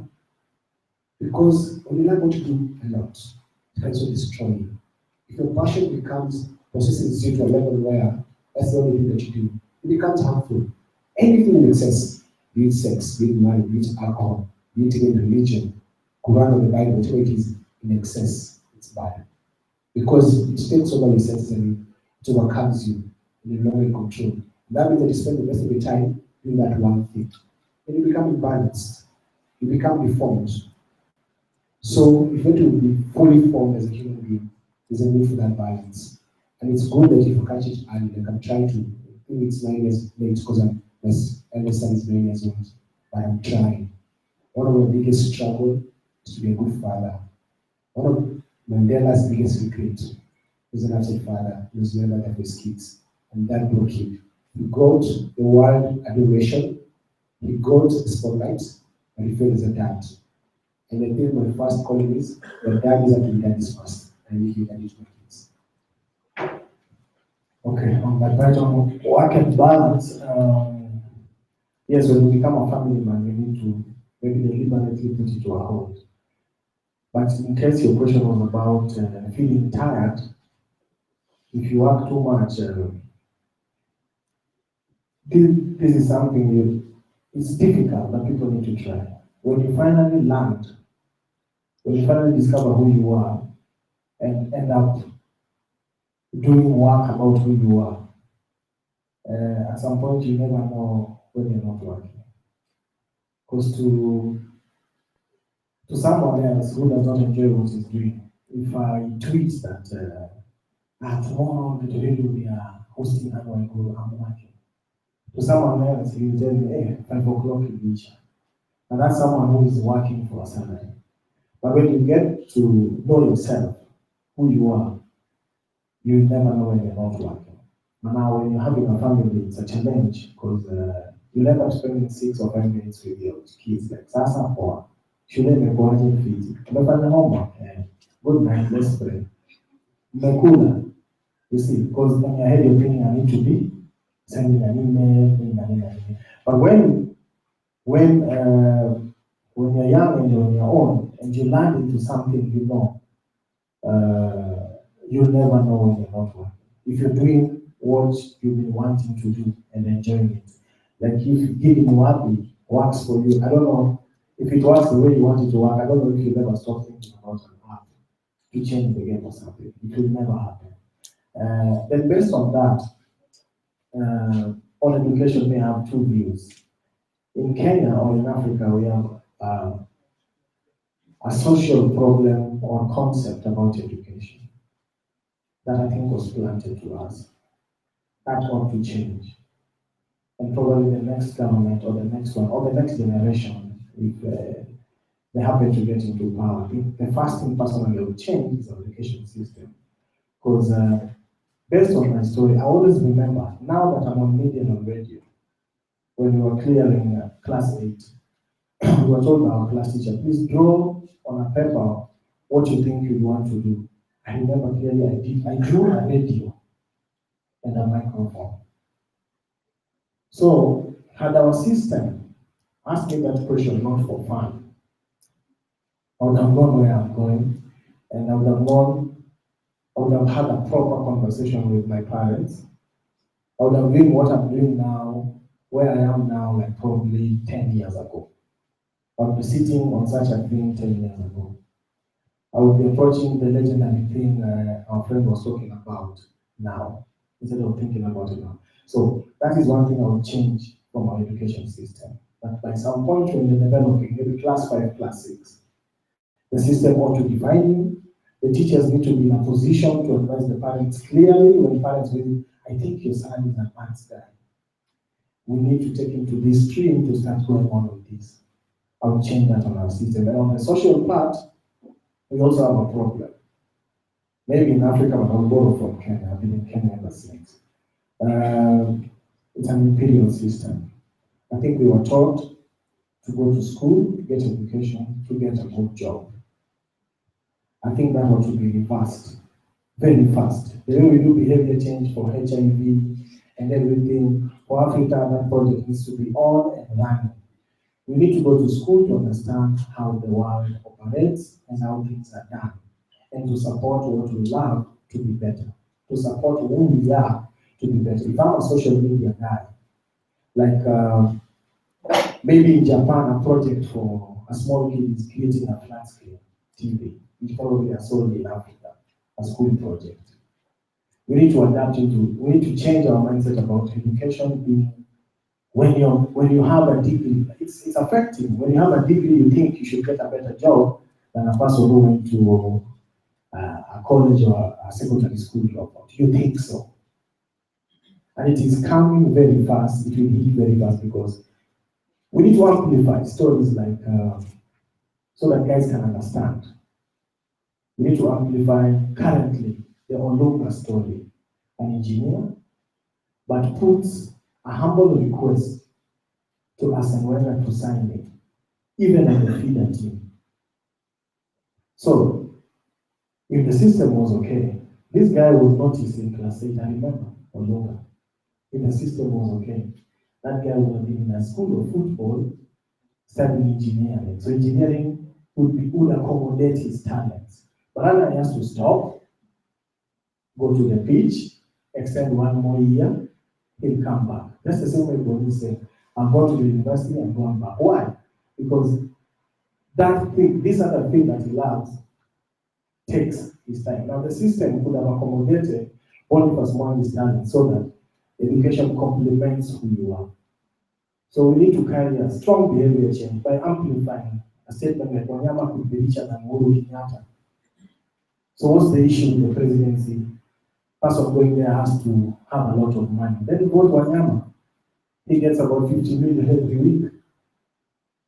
So we need to amplify such stories so that the concept about education becomes understand how the world is in relation to your talents, which is your power. So I'll change that on education, if I had the chance, so that Africa is totally now independent on a Pan-African level, not on a rebellious level, in understanding who we are, what we have, and going to school to know how not to sell raw coffee to be packaged as number one in Europe.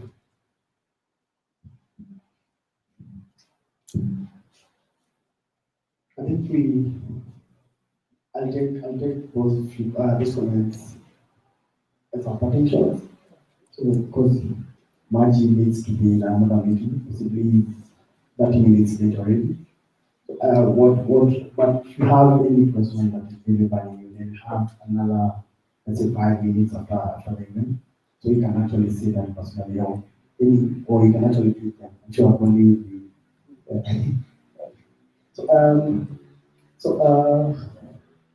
I want you guys to help appreciate the feedback tonight. Thank you for teaching, guys. Thank you. Very nice.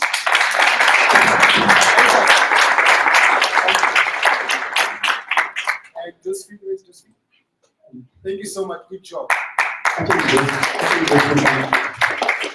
So, just briefly, just to sum it up for guys who actually possibly came in late, Boni has shared a really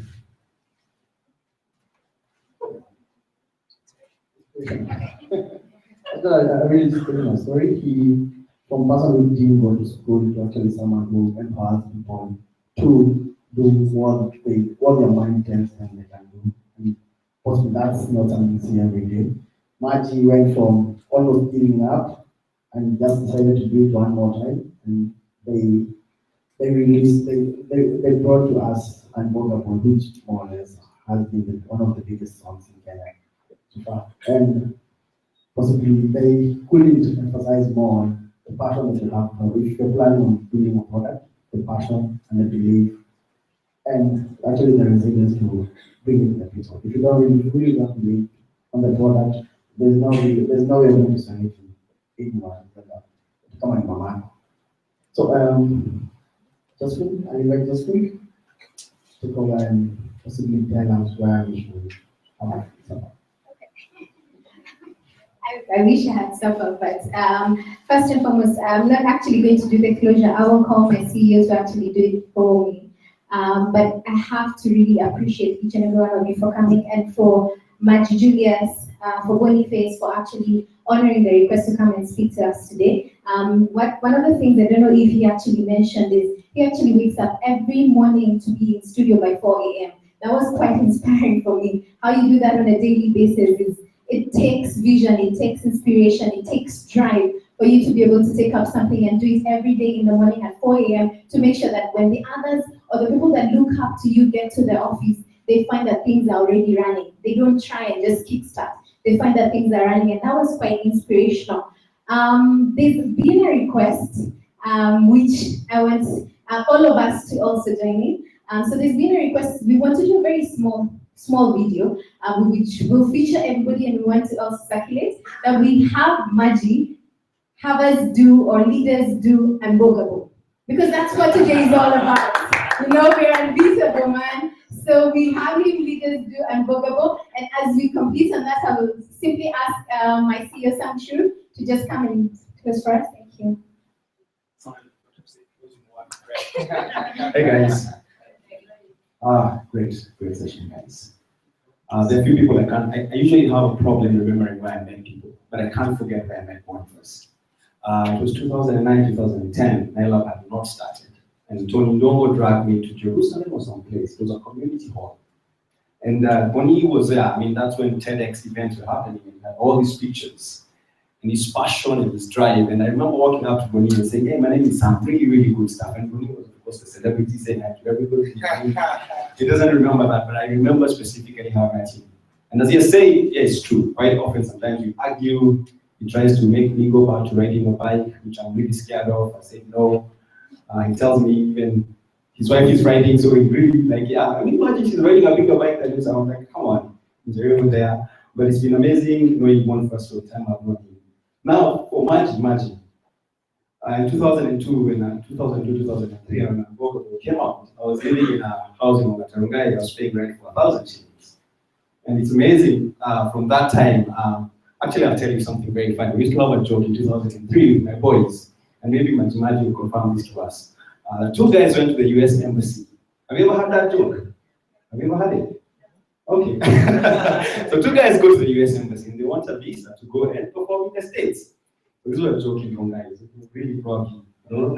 I don't know joke. I don't think you know. So two guys show up at the US Embassy. They want to go and perform. And they meet the embassy guys, and you know the way they are at the US Embassy. It's really open, and they say, oh, we are artists. The big guy at the back was like, you guys are artists, don't look like you can sing. He was like, no, we can sing. Just takes them to the small interview room at the corner and says, are you sure you guys can sing? I don't think you can sing. These two guys stood up, looked at the guys, and you know what they said?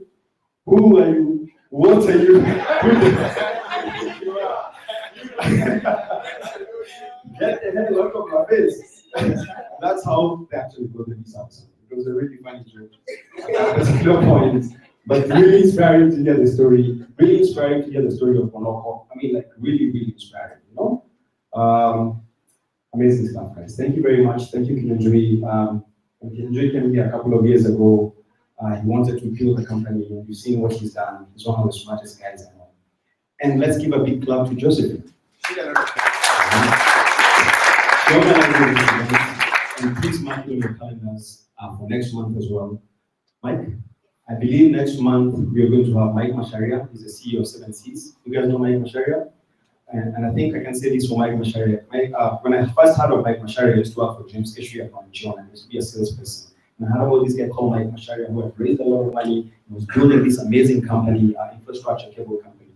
And I never really met Mike for all these years. I mean, you know, until last year, the first time me and Mike hung out. And we hung out quite a number of times last year when we did the National Innovation Forum, trying to meet the president and do all those kind of things. And it's amazing. Right now, Mike is implementing the hospital project. I don't know whether you've heard this, where all these machines for scanning, for cancer and all this. 98, you remember this one where the governors had an issue with?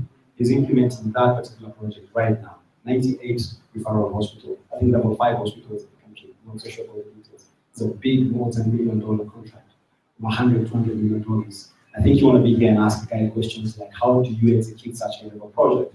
How do you build a company from that particular age, raise money, buy your own building on Riverside Drive? Who is Michael Sharia? What is Michael Sharia? He's amazing inspirational speaker. I have a feeling he will actually we'll need to get a whiteboard for him. When it comes to Mike, I think Josephine has experienced this. Used to do meetings at with Mike, and Mike needs a whiteboard to explain things to you. Trust me, you will want to be here when Mike is here. Energy, galore, motivational, challenging. So thank you very much, guys. We really, really appreciate you. We hope that we'll have another fail-up session where you can come and tell us about more of the achievements and more of the challenges you go through. You go through between now and then, because we know the challenges are here to stay, but we're here to fight them and beat them. Ndio. Asante. Yeah. Hey, should I be the one doing it? Don't try. So we stand up. Yeah. Will you just call us out?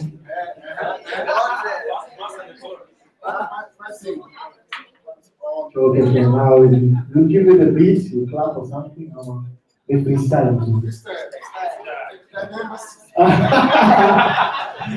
Okay, Jenny, what the hell is you looking for? Can I not make money anymore? Shake your feet, baby girl, and more. Majimaji your core, but who are you? What are you?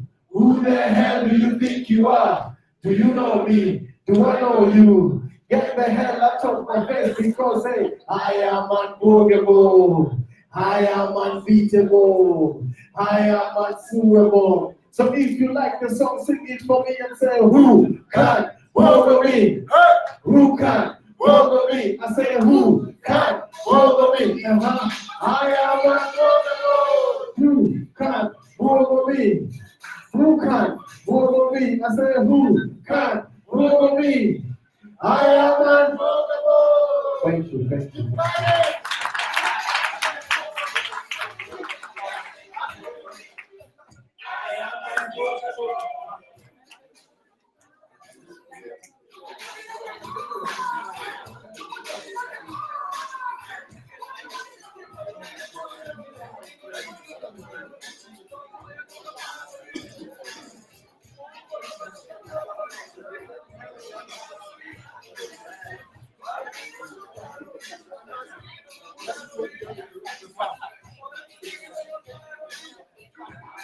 Hi, Bonnie.